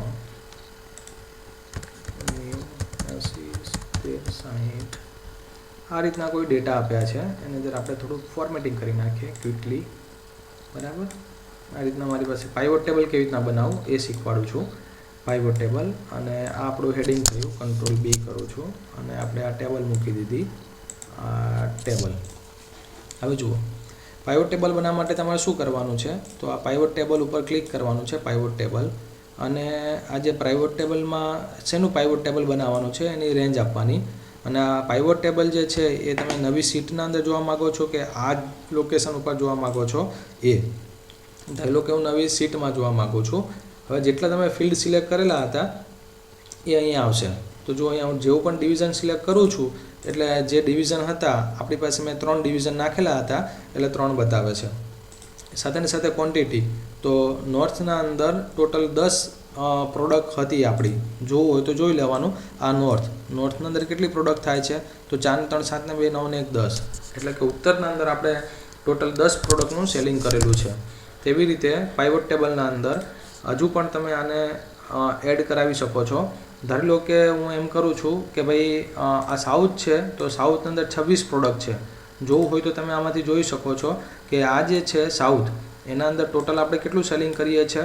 તો 6 5 11, 11 ને 7 18 ને 8 26, બરાબર. અને એ જ મુજબ પાઇવોટ ટેબલના અંદર તમે હજુ પણ બીજું આમાં એડ કરી શકો છો. આ રીતે આ પાઇવોટ ટેબલ તમારું બની ગયું કહેવાય. ધારો લો કે મારે એકલું વેસ્ટનું જ જોવું છે, તો તમને અહીંયા વેસ્ટના અંદર તમે કઈ પ્રોડક્ટનું કેટલું સેલિંગ કરેલું છે એ બતાવશે. તો વેસ્ટના અંદર માઉસ જે છે એના 8 પીસ છે, એ અથવા તો વેસ્ટના અંદર માઉસ જે છે એના આપણે 8 પીસનું સેલિંગ કરેલું છે. એ રીતે તમે આને આ રીતે ઉપર નીચે પણ કરી શકો. તો જો અહીંયા આપણે ઉપર કરીએ છીએ તો અહીંયા તમને વેસ્ટ બતાવે છે.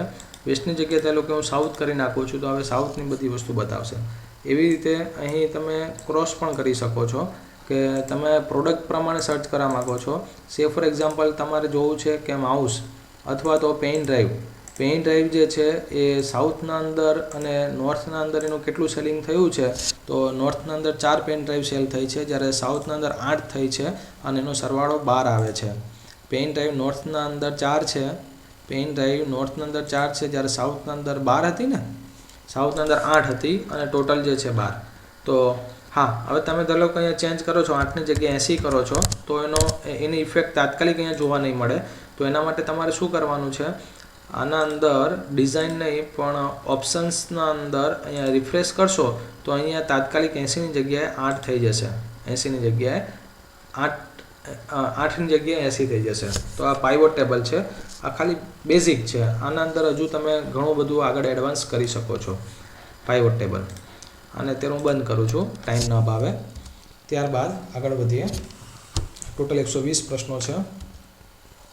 કયું ફંક્શન રો ડેટાને કોલમમાં અને કોલમ ડેટાને રો ડેટામાં કન્વર્ટ કરે છે? જવાબ આવશે ડી, ટ્રાન્સપોઝ.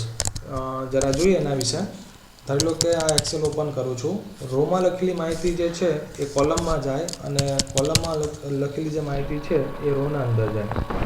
ઉદાહરણ તરીકે અહીં હું લખું છું રાજ, હરેશ અને મહેશ.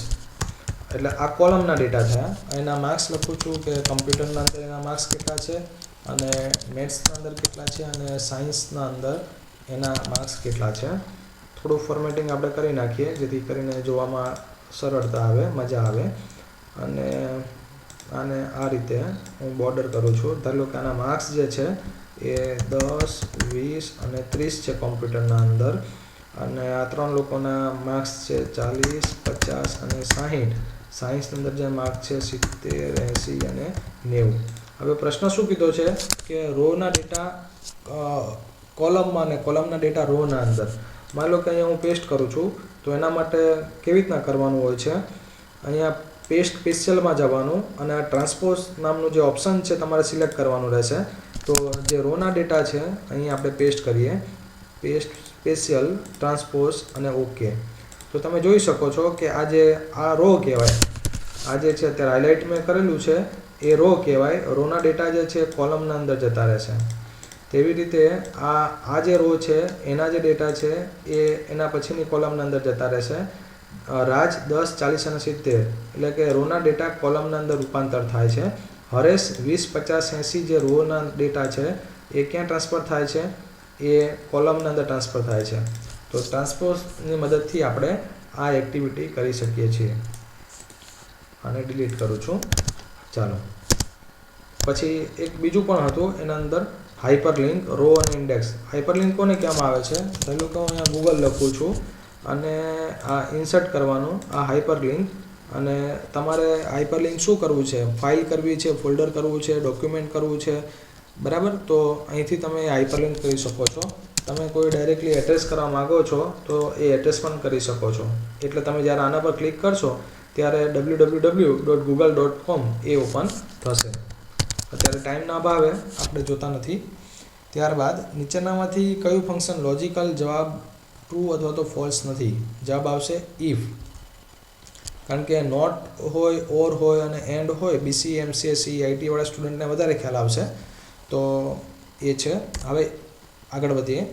નીચેનામાંથી કયું ઝૂમ ટકાવારી એક્સેલમાં માન્ય નથી? થોડીક સમય માટે આટલું યાદ રાખો.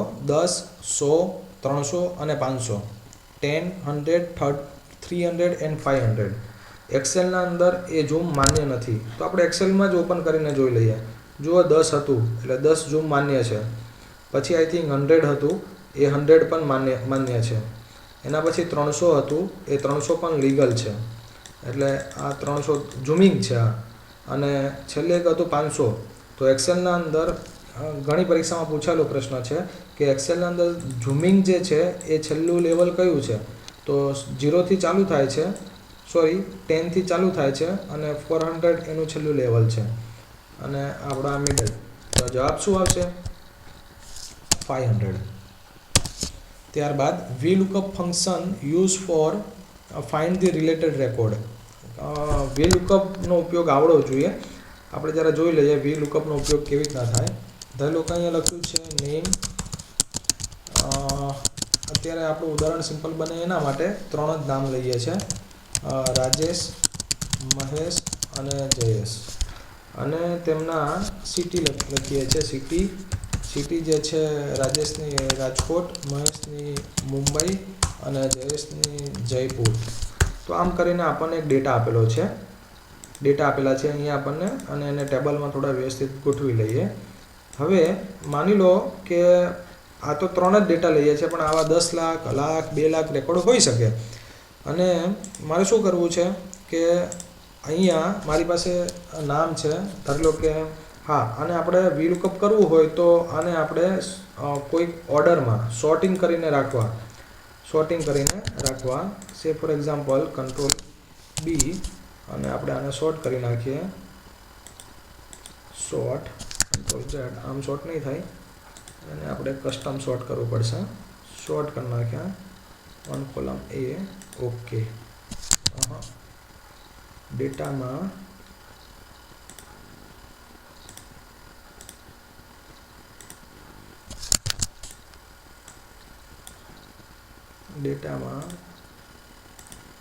કોલમ A બરાબર છે, આવી ગયું. જયેશ, મહેશ અને રાજેશ. હવે મારી પાસે ધારો કે અહીંયા નામ છે, લખું છું નેમ, અને એના મારે સિટી જાણવા છે. અને નામ છે મહેશ, ભાવેશ, મનોજ, હરેશ. અથવા તો આપણે આ એકલું મહેશ જ રાખીએ અને બીજું આપણે રાખી દઈએ રાજેશને પણ જયેશ. એટલે VLOOKUPમાં આપણે શું કરવાનું છે કે આની સામે જે રેકોર્ડ હતો કે જયેશની સિટી કઈ છે? તો જયપુર છે. મહેશની કઈ છે? મુંબઈ. રાજેશની રાજકોટ. તો અહીં આપણને જે પ્રશ્ન પૂછ્યો છે એ મુજબ એ રેકોર્ડ આમાં આવીને ફિટ થઈ જવા જોઈએ, અથવા તો આવી જવા જોઈએ, રિલેટેડ રેકોર્ડ. તો VLOOKUP કેવી રીતના થાય એ સમજાવું છું. VLOOKUP તમારે શું સર્ચ કરાવવું છે? તો આ વેલ્યુ સર્ચ કરાવી છે. અને ક્યાંથી સર્ચ કરાવી છે? તો આખા ટેબલમાંથી સર્ચ કરાવી છે. અને આ 1 કહેવાય, આ 2 કહેવાય. તમારે શું લેવાનું છે? એની સિટી લેવાની છે. એટલે 1 લેવાનું છે કે 2 લેવાનું છે? તો આપણે લેવાનું છે 2. એટલે થોડી ભૂલ થઈ ગઈ. અહીંયા આવશે 2. અને અહીંયા તમારી અનુકૂળતા પ્રમાણે ફોલ્સ અથવા તો ટ્રુ લખવાનું રહેશે. તો જો મહેશની મુંબઈ આવી ગઈ અને જયેશની જયપુર આવી ગઈ. આ મેં લખી નથી, પણ રિલેટેડ રેકોર્ડ એ સર્ચ કરીને લાવશે. ઉદાહરણ તરીકે બીજું આપણે જોઈ લઈએ કે જેનિથ અને એનું ધારો કે જુનાગઢ છે, જુનાગઢ. તો હવે જેવું પણ આની અંદર હું જેનિથ રેકોર્ડ એડ કરીશ, જેનિથ, તો એની સિટી જુનાગઢ એ સર્ચ કરીને લાવે છે. જુનાગઢની જગ્યાએ ધારો કે અહીંયા હું લખું છું કે મહેસાણા, તો અહીંયા ઓટોમેટિકલી એ મહેસાણા આવી જાય છે. તો આ VLOOKUPનું ઉદાહરણ છે. ચાલો, કોલમ A અને B વચ્ચે 3 કોલમ દાખલ કરવા માટે તમે શું કરશો? જવાબ આવશે સિલેક્ટ B. એ શું કહેવા માગે છે કે કોલમ A અને કોલમ B, આ કોલમ A કહેવાય, આ કોલમ B કહેવાય, એની વચ્ચે તમારે શું કરવાનું છે?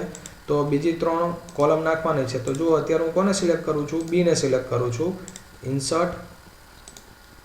ઇન્સર્ટ અને ઇન્સર્ટ, અથવા તો કોલમ B ને સિલેક્ટ કરીને આ રીતે, ધારો કે કોલમ A ના અંદર ફરીથી બતાવું છું, આ કોલમ A છે અને આ B છે, એ બેની વચ્ચે 3 કોલમ આવી જોઈએ.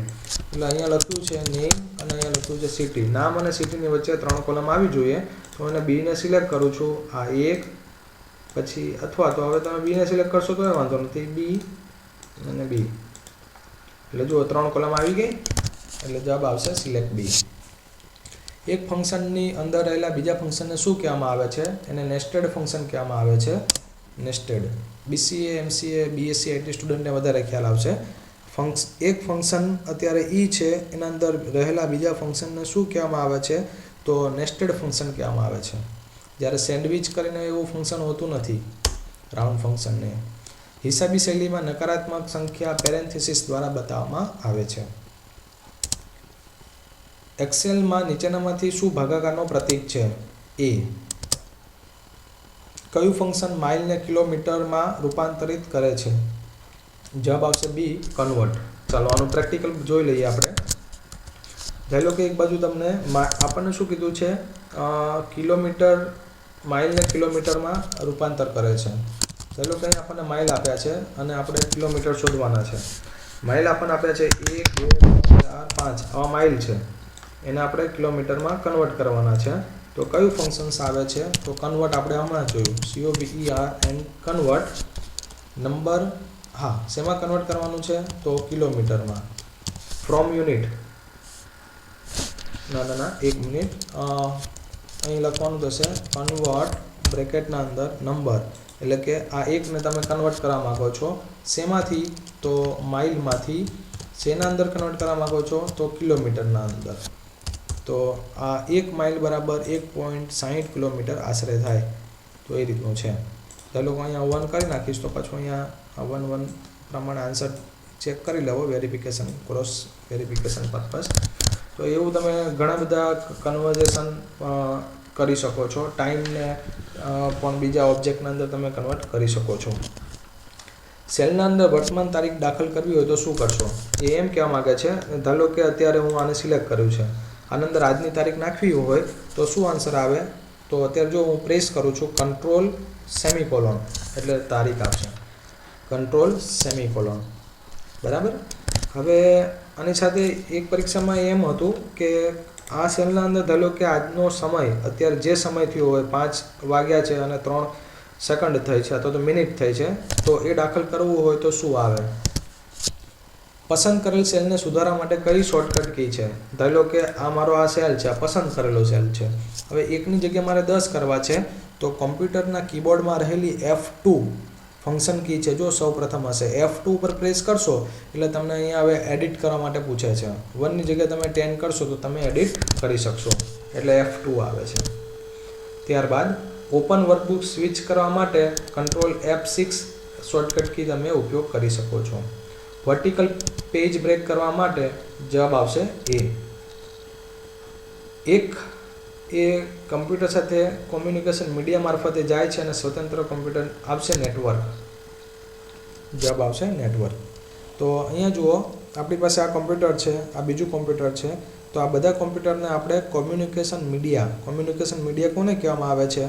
તો હબ છે, સ્વિચ છે, આ કોમ્યુનિકેશન ડિવાઇસ છે, અથવા તો આ કેબલ જે છે, જે ટ્વિસ્ટેડ પેર, ફાઇબર ઓપ્ટિક્સ, એ બધા હોઈ શકે. કે આ કેબલ કોમ્યુનિકેશન મીડિયા દ્વારા તમે જે કમ્પ્યુટર્સને કનેક્ટ કરો છો અને કમ્પ્યુટર્સના એક સમૂહ બનાવો છો અને એક સ્વતંત્ર જૂથ બનાવો છો, તો આ જૂથને શું કહેવામાં આવે છે? તો એને નેટવર્ક કહેવામાં આવે છે. RJ45 UTP કેબલનો સ્વિચો, હા, જવાબ આવશે એ, ક્રોસ ઓવર કેબલ. તો સૌપ્રથમ સમજીએ કે ક્રોસ ઓવર કેબલ અને સ્ટ્રેટ કેબલ શું છે અને તેનો ડિફરન્સ શું છે. ક્રોસ ઓવર કેબલનો ઉપયોગ ક્યારે કરશો? જ્યારે બે સમાન પ્રકારના ડિવાઇસને કનેક્ટ કરવા હોય તો. એટલે અહીંયા કમ્પ્યુટર હોય અને સામેના જગ્યાએ કમ્પ્યુટર હોય અને બે કમ્પ્યુટરને તમારે કનેક્ટિવિટી કરવી હોય, PC ટુ PC કનેક્શન, તો ક્રોસ ઓવર કેબલનો ઉપયોગ થાય. તેવી રીતે અહીંયા ધારી લો કે સ્વિચ આપી હોય અથવા તો હબ આપ્યું હોય અને અહીંયા સામે પણ સ્વિચ અને હબ આપ્યું હોય, સમાન ડિવાઇસ હોવા જોઈએ, તો ક્રોસ ઓવર કેબલનો ઉપયોગ થાય. પણ અસમાન ડિવાઇસ હોય એટલે કે અહીંયા PC આપ્યું છે અને અહીંયા રાઉટર આપ્યું છે, તો સ્ટ્રેટ કેબલનો આપણે ઉપયોગ કરીશું. તો આની અંદર શું કીધું છે કે કયા પ્રકારના UTP અનસીલ્ડ ટ્વિસ્ટેડ પેર જોઈએ આપણે કે સ્વિચો વચ્ચે બિટવીન સ્વિચીસ. તો સ્વિચીસ એટલે કે અહીંયા પણ સ્વિચ હશે, અહીંયા પણ સ્વિચ હશે, તો બે સમાન ડિવાઇસ આપ્યા હોય તો ક્રોસ ઓવર કેબલનો ઉપયોગ કરવાનો, એટલે જવાબ આવશે ક્રોસ ઓવર કેબલ. હવે અહીં થોડી ઘણી આપણે માહિતી મૂકી છે કે ક્રોસ ઓવર કેબલનો ઉપયોગ ક્યારે કરશો? તો જ્યારે સામસામે સેમ ડિવાઇસ આવતા હોય ત્યારે આપણે ક્રોસ ઓવર કેબલનો ઉપયોગ કરીશું. સ્ટ્રેટ કેબલનો ઉપયોગ ક્યારે કરીશું? જ્યારે સામે અલગ અલગ વિભિન્ન ડિવાઇસ આવતા હોય ત્યારે સ્ટ્રેટ કેબલનો ઉપયોગ કરીશું. અને આ જે ક્રોસ ઓવર કેબલ છે એની રચના આ રીતની હોય છે, અલગ અલગ કલરની અહીં સમજૂતી આપી છે. મોઇસેક શું છે? તો એક વેબ બ્રાઉઝર છે. વેબ બ્રાઉઝર www એટલે કે હાલનું જે ઇન્ટરનેટ છે www એને પોપ્યુલર બનાવવા માટે એ મોઇસેક બ્રાઉઝર જે છે એનો ખૂબ અગત્યનો ફાળો રહી ચૂક્યો હતો. જો કે અત્યારે આ બ્રાઉઝર જે છે આઉટડેટેડ થઈ ગયું છે. તો બ્રાઉઝર મોઇસેક. હા, હવે પ્રોગ્રામિંગ લેંગ્વેજ, ઓપરેટિંગ સિસ્ટમ અને એ આપણે સમજીએ. તો પ્રોગ્રામિંગ લેંગ્વેજ કોને કહેશો? તો આ જે ફોર્ટ્રાન છે, સી છે, પાસ્કલ છે, એ હાઈ લેવલ પ્રોગ્રામિંગ લેંગ્વેજ છે. જો કોઈ પણ કમ્પ્યુટર હોય ને તો સૌથી નીચેનો ભાગ, બોટમ લેયર જેને આપણે કહીએ છીએ, એ હાર્ડવેર આવે. હાર્ડવેર વગર તમે કોઈ વસ્તુ ના કરી શકો. એટલે જો તમારી પાસે માઉસ, કીબોર્ડ અથવા તો રેમ કે રોમ અથવા તો કોઈ હાર્ડવેર ના હોય, મધરબોર્ડ ના હોય, તો શું તમે એના ઉપરના લેયરનું એક્ઝિસ્ટન્સ છે? ના, નથી. તો હાર્ડવેર જે છે એટલે સૌથી નીચે આવે છે કે એ મસ્ટ છે. સૌપ્રથમ મશીન લેંગ્વેજ ઉદ્ભવી હતી. મશીન લેંગ્વેજ એટલે કે કમ્પ્યુટર જે લેંગ્વેજ સમજે છે એને આપણે મશીન લેંગ્વેજ કહીએ છીએ. પણ મશીન લેંગ્વેજ જે છે એ હાર્ડ છે, એટલે પ્રોગ્રામર એને ઇઝીલી મશીન લેંગ્વેજ પરફોર્મ નથી કરી શકતા. એટલે એનું સોલ્યુશન લાવ્યા એ છે એસેમ્બલી લેંગ્વેજ. પણ એસેમ્બલી લેંગ્વેજમાં પણ ઘણા પ્રોબ્લેમ્સ હતા. એ પણ હાર્ડ જ છે, તો પણ એ મશીન લેંગ્વેજ કરતાં થોડી સરળ છે. એટલે એનું સોલ્યુશન લાવ્યા એ ઇંગ્લિશ ટાઈપ લેંગ્વેજ એટલે કે હાઈ લેવલ લેંગ્વેજ. તો ફોર્ટ્રાન છે, સી છે, પાસ્કલ છે, જો તમે એના અંદર કોડિંગ કર્યું હોય, ખાસ કરીને BC MC એના અંદર સી લેંગ્વેજ આવે છે, તો એ જે છે એ હાઈ લેવલ લેંગ્વેજ છે. તો એને પ્રોગ્રામિંગ લેંગ્વેજ કહીએ છીએ. જે રીતે આપણે આપણા રોજિંદા જીવનની અંદર આપણે ગુજરાતી, હિન્દી, મરાઠી કે તામિલ બોલીએ છીએ કે જેથી કરીને આપણું ડે ટુ ડે વર્ક આપણે પરફોર્મ કરી શકીએ છીએ. સંસ્કૃત પણ બોલીએ છીએ. તો સંસ્કૃત જે છે એ થોડી હાર્ડ છે સમજવા માટે અથવા તો બોલવા માટે. તો એ that is similar like the machine language. પણ એ જે છે કમ્પ્યુટર મશીન લેંગ્વેજ સમજે છે. અને ઉપરની જે લેંગ્વેજ આવે છે, જેમ ઉપર જશો એમ સમજવામાં સરળતા પડશે. અત્યારે હાઈ લેવલ લેંગ્વેજીસ એટલે કે ફોર્ટ્રાન, સી, પાસ્કલ જે છે એને આપણે હાઈ લેવલ લેંગ્વેજ કહીએ છીએ. ઓપરેટિંગ સિસ્ટમનો આપણે હમણાં જ વિસ્તૃત ખ્યાલ મેળવ્યો છે. આગળ વધીએ. અત્યારે કયા કયા વેબ બ્રાઉઝર માર્કેટમાં અવેલેબલ છે એની જાણકારી હોવી જોઈએ. કારણ કે તમે છેલ્લા લગભગ 10 થી 15 પેપર ગૌણ સેવા અથવા તો GPSCના જોશો તો તમને આઈડિયા આવશે કે ભાઈ ઘણા પ્રશ્ન એમ પૂછેલા હોય કે નીચેનામાંથી કયું બ્રાઉઝર છે અથવા તો નથી. તો મોઝિલા છે, ઇન્ટરનેટ એક્સપ્લોરર છે, તેવી રીતે ગૂગલ ક્રોમ છે, પછી હમણાં આપણે મોઝેકની વાત કરી, ઓપેરા છે, તો સફારી છે. આ બધા જે છે એ બ્રાઉઝર કહેવાય. આપણે કયા પ્રોટોકોલનો TCP નેટવર્ક ઉપર એક યજમાનથી બીજા યજમાનની ફાઇલો, હા, જવાબ આવશે FTP, ફાઇલ ટ્રાન્સફર પ્રોટોકોલ. મારા કમ્પ્યુટરમાં કોઈ ફાઇલ છે એને મારે બીજાના કમ્પ્યુટરમાં મોકલવી હોય અથવા તો બીજાના કમ્પ્યુટરમાં રહેલી ફાઇલ એ ત્રીજાના કમ્પ્યુટરના અંદર આપણે ટ્રાન્સફર કરવી હોય તો ફાઇલ ટ્રાન્સફર પ્રોટોકોલ FTP એનો યુઝ થતો હોય છે. પરીક્ષામાં ફૂલ ફોર્મ પૂછાતા હોય છે કે SMTPનું આખું નામ શું થાય? Simple mail transfer protocol, file transfer protocol. તો SMTP શું છે હવે ખ્યાલ મેળવીએ. SMTPનો ઉપયોગ ક્યારે થાય? તો ખાસ કરીને જ્યારે આપણે ઈમેલ સેન્ડ કરીએ છીએ ત્યારે SMTP કામ કરતું હોય છે પોર્ટ નંબર 25 ઉપર. તો આ SMTP ઈમેલ સિસ્ટમના અંદર એનો ઉપયોગ થાય છે. જ્યારે એક કમ્પ્યુટરમાં રહેલી ફાઇલને બીજા કમ્પ્યુટરમાં સેન્ડ કરવી હોય ત્યારે FTP ઉપયોગ થાય છે, ફાઇલ ટ્રાન્સફર પ્રોટોકોલ. અને આ જે પ્રોટોકોલ છે એ OSI લેયરના અંદર, એપ્લિકેશન લેયરના અંદર આવે છે. વેબ બ્રાઉઝર એ યુઝર એજન્ટ છે. વેબ બ્રાઉઝર એ યુઝર એજન્ટ છે. MCA કમ્પ્યુટર એન્જિનિયરિંગના અંદર આ વસ્તુ આવે છે. યુઝર એજન્ટ તમે કોને કહો છો? તો user agent is a software અથવા તો સોફ્ટવેર એજન્ટ છે જે યુઝરના માટે કામ કરે છે, એટલે એને યુઝર એજન્ટ કહેવામાં આવે છે. અને ખાસ કરીને એ વેબ બ્રાઉઝરના અંદર ઉપયોગમાં લેવાતું હોય છે. નીચેનામાંથી રૂટ ડિરેક્ટરી કોને કહેવાય? તો એક્ઝામ્પલ આપણે જરા જોઈ લઈએ રૂટ ડિરેક્ટરીનું. CMD. હવે જુઓ અહીંયા આ ફોલ્ડર છે, સબ ફોલ્ડર છે, એ શેમાં છે? તો યુઝરમાં છે. અને એટલે આ ફોલ્ડર, સબ ફોલ્ડર, ફોલ્ડર અને આ રૂટ ડિરેક્ટરી. તો હું એક સ્ટેપ બહાર નીકળું છું, ફરીથી એક સ્ટેપ બહાર નીકળું છું. તો રૂટમાં શું વધે છે? તો C:/ એટલે C:/ is A correct answer. C:/, forward slash નહીં. પાસવર્ડ જે છે એ કેસ સેન્સિટિવ હોય છે.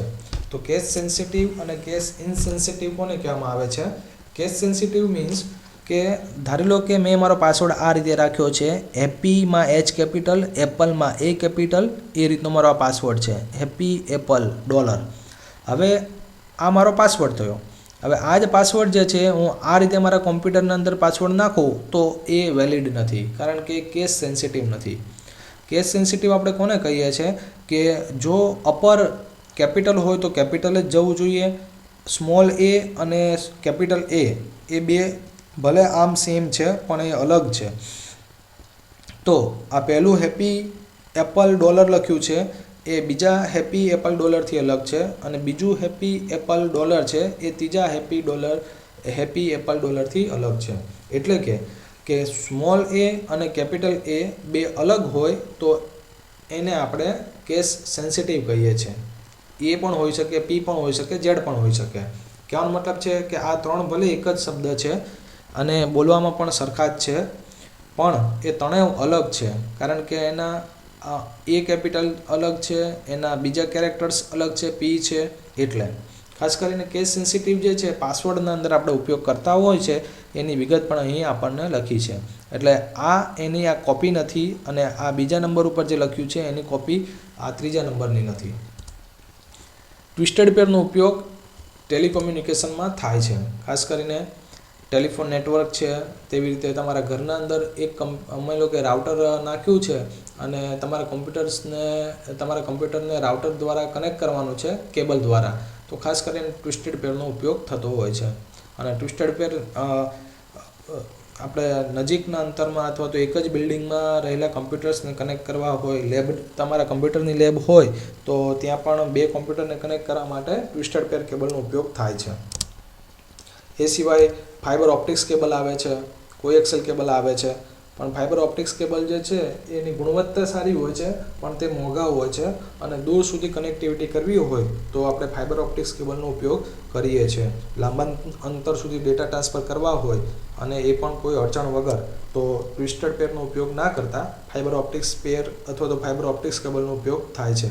ટ્વિસ્ટેડ પેર કેબલ સસ્તા હોય છે અને આસાનીથી તમે જાતે પણ એનો બે કમ્પ્યુટરને કનેક્ટ કરવા માટે એના તમે ઉપયોગ કરી શકો છો. કયું ડેટા ફોર્મેટ બે કમ્પ્યુટર અથવા પ્રોગ્રામ વચ્ચે માહિતીની આપ-લે કરે છે? ASCII. અહીં ASCII નંબર્સ આપ્યા છે. તો ઉદાહરણ તરીકે અહીં ધારી લો કે તમે કમ્પ્યુટરમાં M લખો છો પણ કમ્પ્યુટર શું સમજે છે એની ASCII વેલ્યુ એ 77 સમજે છે. તેવી રીતે ધારી લો કે કમ્પ્યુટરમાં તમે T લખો છો, કીબોર્ડમાં T પ્રેસ કરો છો તો કમ્પ્યુટર એની ASCII વેલ્યુ શું સમજે છે? 84. બાકી આ જે અહીંયા આપી છે એની HTML વેલ્યુ આપી છે. તો પેપરના અંદર ASCIIનું ફૂલ ફોર્મ પૂછાતું હોય છે. ASCIIનું ફૂલ ફોર્મ થાય છે American standard code four information interchange, અને એનો ઉપયોગ શેના માટે થાય છે? Two transfer data from one computer to the અનોધર computer, એટલે કે માહિતીની આપ-લે કરવા માટે. હવે HTML, XHTML, DHTML કમ્પ્યુટર્સના વિદ્યાર્થી માટે. HTML જે છે ખાસ કરીને આપણે એને વેબસાઇટ બનાવવા માટે ઉપયોગ કરીએ છીએ, અને HTMLમાં ઘણા બધા ટેગ હોય છે. ઉદાહરણ તરીકે બોલ્ડ હોય, ઇટાલિક હોય, અંડરલાઇન હોય છે, બુલેટ હોય છે વગેરે. HTML અને XML નો ડિફરન્સ શું છે? તો HTML જે છે એ ખાસ કરીને ઇન્ફોર્મેશન ડિસ્પ્લે કરવા માટે ઉપયોગ કરીએ છીએ. આપણા બ્રાઉઝરના અંદર બોલ્ડ થાય, ઇટાલિક થાય એવી ફંક્શનાલિટી ડિસ્પ્લે કરવા માટે આપણે ઉપયોગ કરીએ છીએ. જ્યારે XML એક્સટેન્ડેડ માર્કઅપ લેંગ્વેજ, એનો ઉપયોગ જે છે આપણે ઇન્ફોર્મેશનને ડિસ્ક્રાઇબ કરવા માટે કરીએ છીએ. તો આ એનો ફંડામેન્ટલ ડિફરન્સ છે. HTMLનું ફૂલ ફોર્મ થાય છે HTML હાઇપરટેક્સ્ટ માર્કઅપ લેંગ્વેજ. HTMLનું ફૂલ ફોર્મ થાય છે હાઇપરટેક્સ્ટ માર્કઅપ લેંગ્વેજ, જ્યારે XMLનું થાય છે extensible markup language. XML is not the replacement of HTML. જ્યારે XML and HTML were designed with the different goal. બંનેના ઉદ્દેશ અલગ અલગ છે. XML જે છે તમારા ડેટાને ડિસ્ક્રાઇબ કરવા માટે યુઝ થાય છે, જ્યારે HTML હાઇપરટેક્સ્ટ માર્કઅપ લેંગ્વેજ એ તમારા ડેટાને ડિસ્પ્લે કરવા માટે, તમારા ડેટા કેવા બતાવવા છે, બોલ્ડ બતાવવા છે કે ઇટાલિક બતાવવા છે કે રેગ્યુલર બતાવવા છે કે અંડરલાઇન બતાવી છે બ્રાઉઝરના અંદર. જ્યારે XML જે છે તમારે કયા ડેટાને હાઇલાઇટ કરવા છે, એટલે કે પરફોર્મ કરવા છે એ વસ્તુ બતાવે છે. તેવી રીતે HTML અને DHTML. તો HTML જે છે એની તો હમણાં આપણે વાત કરી. DHTML છે it is more than the HTML. કેમ? કારણ કે DHTML જે છે એના અંદર HTML, કાસ્કેડિંગ સ્ટાઇલ શીટ અને જાવાસ્ક્રિપ્ટ ત્રણેયનું કોમ્બિનેશન કરીને તમે ઇન્ટરેક્ટિવ વેબસાઇટ બનાવી શકો છો. જ્યારે HTML જે છે એ માર્કઅપ લેંગ્વેજ છે, અને DHTML A collection of technology, અહીં આપણને બતાવ્યું છે DHTML છે 3 ટેકનોલોજીનું કલેક્શન છે. DHTML use to create the dynamic web pages, જ્યારે HTML દ્વારા તમે સ્ટેટિક વેબસાઇટ અથવા તો વેબ પેજીસ બનાવી શકો છો. DHTML allow including small animations. DHTML use event method and properties. આ ખાસ ઇમ્પોર્ટન્ટ છે. એટલે DHTML is basically using in JavaScript and style sheet in HTML page. HTML sites will be slow, અને એ રીતનું બાકીનું એનું નીચે એક્સપ્લેનેશન આપ્યું છે. તો જે કમ્પ્યુટર્સના સ્ટુડન્ટ છે એના માટે આ ઉપયોગી સાબિત થઈ શકશે. ડુપ્લેક્સ, ખાલી જગ્યાએ ફૂલ ડુપ્લેક્સનું ઉદાહરણ છે. તો સૌપ્રથમ જવાબ આવશે ટેલિફોન, એટલે કે D. તો હવે ફૂલ ડુપ્લેક્સ, સિમ્પલ ડુપ્લેક્સ અને હાફ ડુપ્લેક્સ કોને કહેવાય એની માહિતી મેળવીએ. તો ધારી લો કે આ રેડિયો છે અથવા તો આકાશવાણી જે છે ત્યાંનો આ મેઇન, ત્યાંથી આપણને આ રેડિયો છે અને આ રેડિયો સ્ટેશન છે. તો તમે જ્યારે રેડિયો ચાલુ કરો છો ત્યારે માત્ર ને માત્ર તમે એક જ એક્ટિવિટી કરી શકો છો, એટલે કે આપણે સ્ટેશનથી, રેડિયો સ્ટેશનથી જે બ્રોડકાસ્ટ થાય છે એને માત્ર તમે સાંભળી શકો છો. તમે તમારા રેડિયોથી પાછા ડેટા રેડિયો સ્ટેશન ઉપર મોકલી નથી શકતા, એટલે એને સિમ્પ્લેક્સ ડુપ્લેક્સ કહેવામાં આવે, સિમ્પ્લેક્સ મોડ કહેવામાં આવે છે. કે એક જ કોમ્પ્યુટર માત્ર ને માત્ર ડેટા સેન્ડ કરી શકે છે, સામેનું કોમ્પ્યુટર ડેટા પાછું રિવર્સ સેન્ડ નથી કરી શકતું, એને આપણે સિમ્પલ ડુપ્લેક્સ કહેવાય છે. ઉદાહરણ તરીકે તમે કોઈ ઓજસમાં ફોર્મ ભરો છો, ઓજસ, તો ઓજસના અંદર માત્ર ને માત્ર તમે ડેટા, ઓજસ કરતાં પણ આપણે એક બીજું ઉદાહરણ લઈએ તો આ એક રેડિયોનું આપણે કહી શકીએ. તેવી રીતે કોઈ વેબસાઇટ છે જેના અંદર રિઝલ્ટ આવે છે, અને રિઝલ્ટ જે છે તમે માત્ર જોઈ શકો છો, એમાં સામે તમે રિપ્લાય નથી કરી શકતા, એટલે કે જે રિપ્લાય પોસિબલ નથી, એ સિમ્પ્લેક્સ મોડ છે. જ્યારે હાફ ડુપ્લેક્સ કોને કહેવામાં આવે છે? કે તમે ડેટા મોકલી પણ શકો છો અને ડેટા રિસીવ પણ કરી શકો છો, તો એને હાફ ડુપ્લેક્સ કહેવામાં આવે છે. પણ એટ અ ટાઈમ એક જ, એટલે કે વોકી ટોકી, કે જ્યારે તમે બોલતા હોય ત્યારે તમે સાંભળી નથી શકતા, અને જ્યારે તમે સાંભળી શકો છો ત્યારે તમે બોલી નથી શકતા. એટલે એટ અ ટાઈમ એક જ ઓપરેશન થાય. જ્યારે તમે ડેટા સેન્ડ કરો છો ત્યારે તમે રિસીવ નથી કરી શકતા, અને જ્યારે તમે ડેટા રિસીવ કરતા હોય ત્યારે તમે સેન્ડ નથી કરી શકતા. એટલે કાં તો તમે સેન્ડ કરી શકો એટ અ ટાઈમ, અથવા તો તમે રિસીવ કરી શકો એટ અ ટાઈમ. તો એને આપણે હાફ ડુપ્લેક્સ કહીએ છીએ. જ્યારે ફૂલ ડુપ્લેક્સ કોને કહેવાય? તો જ્યારે તમે બોલતા પણ હોય ત્યારે તમે સાંભળી પણ શકતા હોય અને જ્યારે તમે સાંભળતા હોય ત્યારે તમે બોલી પણ શકતા હોય. એટલે કે અત્યારના ટેલિફોન સિસ્ટમ અથવા તો અત્યારે તમારા મોબાઈલ ઉપર તમે બોલી પણ શકો છો અને એ જ સમય દરમિયાન તમે સાંભળી પણ શકો છો.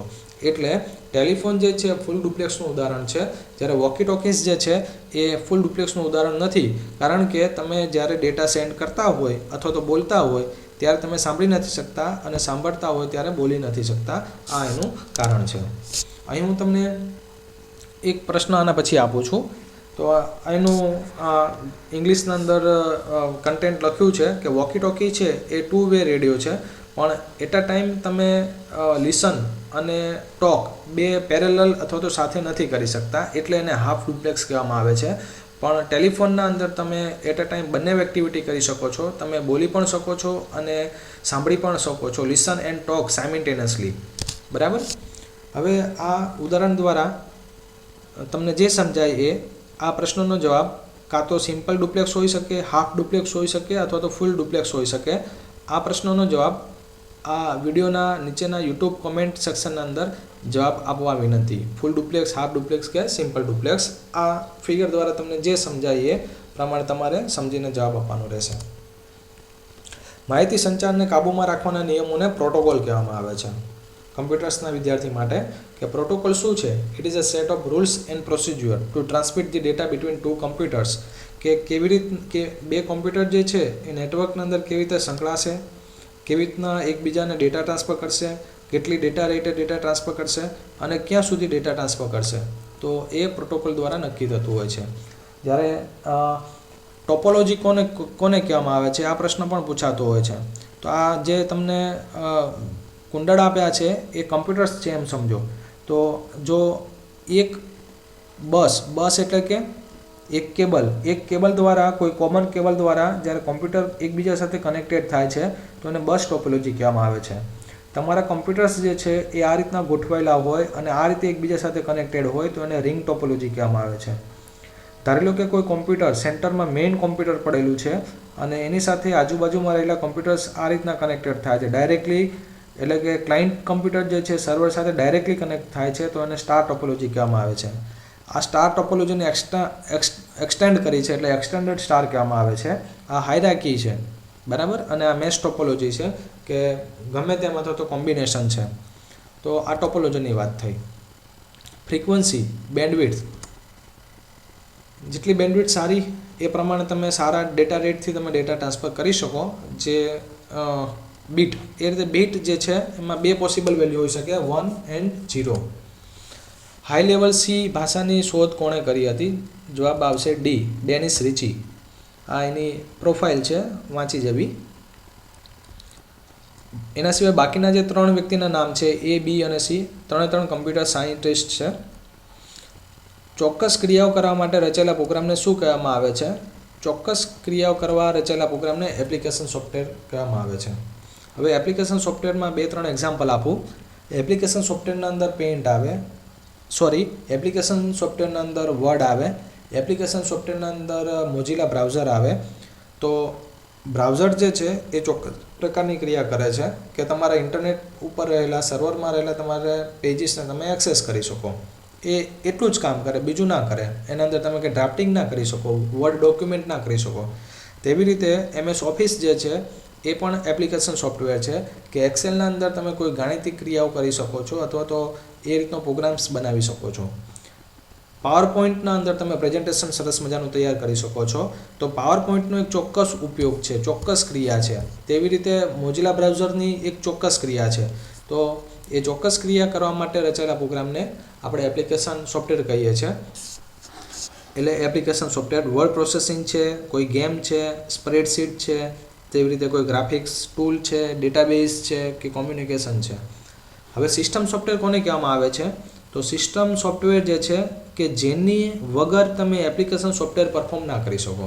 ઉદાહરણ તરીકે તમારા સ્માર્ટફોનના અંદર એક ઓપરેટિંગ સિસ્ટમ હશે, એટલે કે એન્ડ્રોઈડ એ ઓપરેટિંગ સિસ્ટમ થઈ, જેને આપણે સિસ્ટમ સોફ્ટવેર પણ કહીએ છીએ. એન્ડ્રોઈડ જે છે એ ઓપરેટિંગ સિસ્ટમ છે જેને આપણે સિસ્ટમ સોફ્ટવેર પણ કહીએ છીએ. માની લો કે એન્ડ્રોઈડ ઓપરેટિંગ સિસ્ટમ ના હોય, એટલે કે સિસ્ટમ સોફ્ટવેર તમારા મોબાઈલમાં ના હોય, તો તમારા કમ્પ્યુટર્સ મોબાઈલની અંદર રહેલી બીજી ગેમ્સ અથવા તો એપ્લિકેશન અથવા તો PDF ફાઇલ વ્યુઅર, બરાબર છે, કે કોઈ બીજા પ્લેયર કે એમાં રહેલી કોઈ એપ, શું તમે એ એપનો ઉપયોગ કરી શકશો? શું એ એપ્લિકેશન સોફ્ટવેરનો ઉપયોગ કરી શકશો જો તમારા કમ્પ્યુટરના અંદર, તમારા મોબાઈલના અંદર, સ્માર્ટફોનના અંદર એન્ડ્રોઈડ ઓપરેટિંગ સિસ્ટમ નહીં હોય તો નહીં. તો સિસ્ટમ સોફ્ટવેર વગર આપણે એપ્લિકેશન સોફ્ટવેરનો ઉપયોગ કરી શકતા નથી. તો આશા રાખું છું કે તમને હવે ઓપરેટિંગ સિસ્ટમ શું છે, સિસ્ટમ સોફ્ટવેર શું છે એ ખ્યાલ આવતો હશે. એક આવે છે યુટિલિટી પ્રોગ્રામ્સ. યુટિલિટી પ્રોગ્રામ કોને કહેવામાં આવે છે? તો એ એક પ્રકારના સર્વિસ પ્રોગ્રામ છે કે જેની મદદથી તમે તમારી you can perform maintenance type task usually related to manage your computer, કે તમારું જે મોબાઈલ છે કે કમ્પ્યુટર છે કે ડિવાઇસ છે એને તમે મેનેજ કરી શકો છો.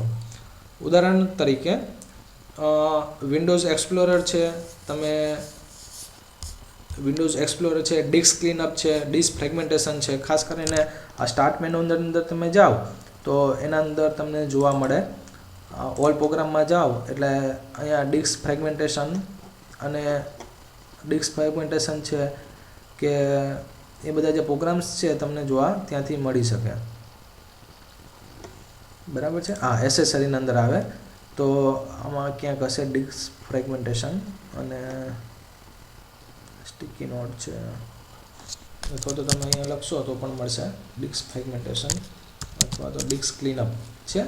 તો આ ડિસ્ક ક્લીનઅપ છે, ડિસ્ક ફ્રેગમેન્ટેશન છે, એ તમારા કમ્પ્યુટરમાં રહેલી અનનેસેસરી સ્પેસ અથવા તો અનનેસેસરી ડેટા જે છે કે જે અત્યારે અવેલેબલ ના હોય અને જગ્યા, મેમરી અથવા તો જગ્યા સ્પેસ રોકી રાખી હોય તો એના માટે ઉપયોગ થતો હોય છે. વિનઝીપ છે, નોટોન છે, કાસ્પરસ્કાય છે, એન્ટીવાયરસ સોફ્ટવેર છે. તો એ બધા યુટિલિટી પ્રોગ્રામ કહેવાય કે તમારા કમ્પ્યુટરને મેનેજ કરવા માટે ઉપયોગ થતા હોય છે. કટ, કોપી, પેસ્ટ એ એડિટ મેનુના અંદર આવતું હોય છે. કઈ કી વડે સ્ટાર્ટ બટન લોન્ચ થાય છે? સ્વાભાવિક છે, વિન્ડોઝ. અને વિન્ડોઝની કી ક્યાં હોય છે? તો તમારા કીબોર્ડના અંદર આ જે છે ને એને વિન્ડોઝની કી કહેવામાં આવે છે. જ્યારે તમે આને દબાવશો ને આ કીને ત્યારે શું લોન્ચ થશે? સ્ટાર્ટ અથવા તો આ રીતનું આખું મેનુ લોન્ચ થશે, એટલે સ્ટાર્ટ બટન્સ. પછી જ્યારે ઈમેલ મોકલીએ ત્યારે ખાલી જગ્યા લાઈન સંદેશો સમાવિષ્ટને વર્ણન કરે છે. એટલે જ્યારે તમે ઈમેલ મોકલતા હોય ત્યારે અહીંયા સબ્જેક્ટ આવે છે એ આપણને સંદેશો સમાવિષ્ટને વર્ણવે છે. ટુ પણ આવે છે. સીસી પરીક્ષામાં પૂછાતું હોય છે, સીસીનું ફૂલ ફોર્મ શું થાય? તો સીસી એટલે કે કાર્બન કોપી. તેવી રીતે BCC બ્લાઇન્ડ કાર્બન કોપી, આ બોડી કહેવાય. આના અંદર આપણે મેસેજ લખીએ છીએ, અહીંયા કોને મોકલવાનું હોય છે એ. આના પછીના વિડીયોમાં આપણે CC BCC શું છે અને એકબીજાથી કેવી રીતના અલગ પડે છે, 2CC અને BCC, એને આપણે ડિટેલ અભ્યાસ કરીશું. નવા નામ સાથે અથવા તો નવા સ્થાન માટે હાલની ફાઇલનો સંગ્રહ કરવા. હાલની ફાઇલ એટલે ધારી લો કે મારી હાલની ફાઇલ જે છે એ આ છે, જેને અત્યારે હું ક્યાંક સ્ટોર કરું છું. એઝ્યુમ કરો કે હું એને અત્યારે ડેસ્કટોપ ઉપર સ્ટોર કરી છે, બરાબર. એટલે આ હાલની ફાઇલ થઈ. પ્રશ્ન સમજો. નવા નામ સાથે અથવા નવા સ્થાને કોઈક નવું નામ આપવું હોય અથવા તો નવી જગ્યાએ તમારે હાલની ફાઇલનો સંગ્રહ કરવો હોય તો કયો કમાન્ડ ઉપયોગ થાય છે? તો આ ફાઇલ છે જ આપણી પાસે, એને નવા નામ એટલે book 1ની જગ્યાએ મારે book 2 કરવી છે તો એના માટે સેવ ના આવે, કારણ કે ઓલરેડી સેવ તો છે જ. એટલે સેવ એસ કમાન્ડનો ઉપયોગ થાય છે. નવી જગ્યા, માની લો કે અત્યારે ડેસ્કટોપ ઉપર હતી, હવે ધારી લો કે હું બીજે ક્યાંક એને સ્ટોર કરવા માગું છું તો એ ક્યાં તમે સ્ટોર કરવા માગો છો અને આ બીજા નામથી, તો એ તમારે એ બતાવવાનું હોય છે. અથવા તો આ બીજી જગ્યા ઉપર ધારી લો કે બીજી જગ્યા જે છે એ ડાઉનલોડ છે અને નામ જે છે પણ એ પણ આપણે ચેન્જ કરી દીધું છે. તો આ ફાઇલ ત્યાં નવા નામથી નવી જગ્યા ઉપર સ્ટોર થાય છે. એટલે સેવ એસ કમાન્ડ એ જવાબ થયો. ER ડાયાગ્રામ કઈ ગ્રાફિક્સ પદ્ધતિને પ્રસ્તુત કરે છે? C entity, class and relationship. તો આના અંદર કમ્પ્યુટર્સના વિદ્યાર્થી માટે આ ઉપયોગી થશે. આ સ્ટુડન્ટ જે લખ્યું છે એને એન્ટિટી કહેવામાં આવે છે. આ સ્ટુડન્ટના એટ્રીબ્યુટ છે કે ધારો કે તમે સ્ટુડન્ટ છો તો તમારા એટ્રીબ્યુટ કયા થાય? તો તમારી ઉંમર હશે, તમારો એન્ડોમેન્ટ નંબર હશે અથવા તો રોલ નંબર હશે, તમારું નામ હશે, તમારી ડેટ ઓફ બર્થ હશે કે એડ્રેસ હશે. તો સ્ટુડન્ટ, સબ્જેક્ટ, સેક્શન અને ક્લાસ, આ 4 વસ્તુ એન્ટિટી થઈ. અને આ જે છે એ તમારી ઇલિપ્સ જે છે એ તમારી એટ્રીબ્યુટ થયા. તો સ્ટુડન્ટ અને ક્લાસ વચ્ચે શું સંબંધ હોઈ શકે? તો સ્ટુડન્ટ ક્લાસ એટેન્ડ કરે છે સ્ટુડન્ટ અને સબ્જેક્ટ એન્ટિટી વચ્ચે શું રિલેશનશિપ હોઈ શકે? તો સ્ટુડન્ટ સબ્જેક્ટ સ્ટડી કરે છે અથવા તો ભણે છે. તો કોમ્પ્યુટરના અંદર જ્યારે ER ડાયાગ્રામ તમે બનાવતા હોય ત્યારે આ પ્રકારના નોટેશનનો ઉપયોગ થાય છે, જે એન્ટિટી બતાવે છે, આ રિલેશનશિપ બતાવે છે, એટ્રીબ્યુટ બતાવે છે, એમ બીજા ઘણા અવેલેબલ છે. ખાલી જગ્યા એ ડેટાબેઝ કીનો અમાન્ય પ્રકાર છે. જવાબ આવશે એ. બરાબર. જ્યારે પ્રાઇમરી કી કોને કહેવામાં આવે? તો દરેક વ્યક્તિને એક યુનિક આઈડી હોય. કહેવાનો મતલબ છે કે એક ક્લાસ છે, એના અંદર 60 વિદ્યાર્થી છે, તો 60 વિદ્યાર્થીને અલગ અલગ નંબર મળ્યા હશે. કોઈ વિદ્યાર્થીને એક નંબર મળ્યો હશે તો એ નંબર બીજા કોઈને ક્યારેય આપવામાં ના આવે. બીજા ઉદાહરણ આપીએ તો વોટર આઈડી કાર્ડ નંબર છે, રેશન કાર્ડ નંબર છે, અથવા તો આધાર કાર્ડ નંબર છે. તો આ જે પણ આપણે 3 ઉદાહરણ જોયા એ પ્રાઇમરી કી કહેવામાં આવે છે. ઓટોમિક પ્રાઇમરી કી એ ફર્સ્ટ નોર્મલ ફોર્મના અંદર હોય છે, અથવા તો again it is similar like the primary key. એનો ડિફરન્સ આપણે એના વિશે પછી જોઈશું. કમ્પોઝિટ પ્રાઇમરી કી, જ્યારે 2 ફિલ્ડ જે છે, અહીંયા જુઓ, અહીં આપણને આ 2 નંબર આપ્યા છે એ સરખા છે. એટલે કે આ ઓથર આઈડી નામનું જે ફિલ્ડ છે અથવા તો કોલમ છે, અને એમાં રહેલા તમામે તમામ ડેટા એ કોઈ પ્રાઇમરી કી અથવા તો યુનિકલી આઈડેન્ટિફાઈ નથી થઈ શકતા. એટલે હવે આપણે શું કરવું પડે છે કે ટેબલમાં રહેલા બીજા કોલમનો પણ રેફરન્સની જરૂર પડે છે.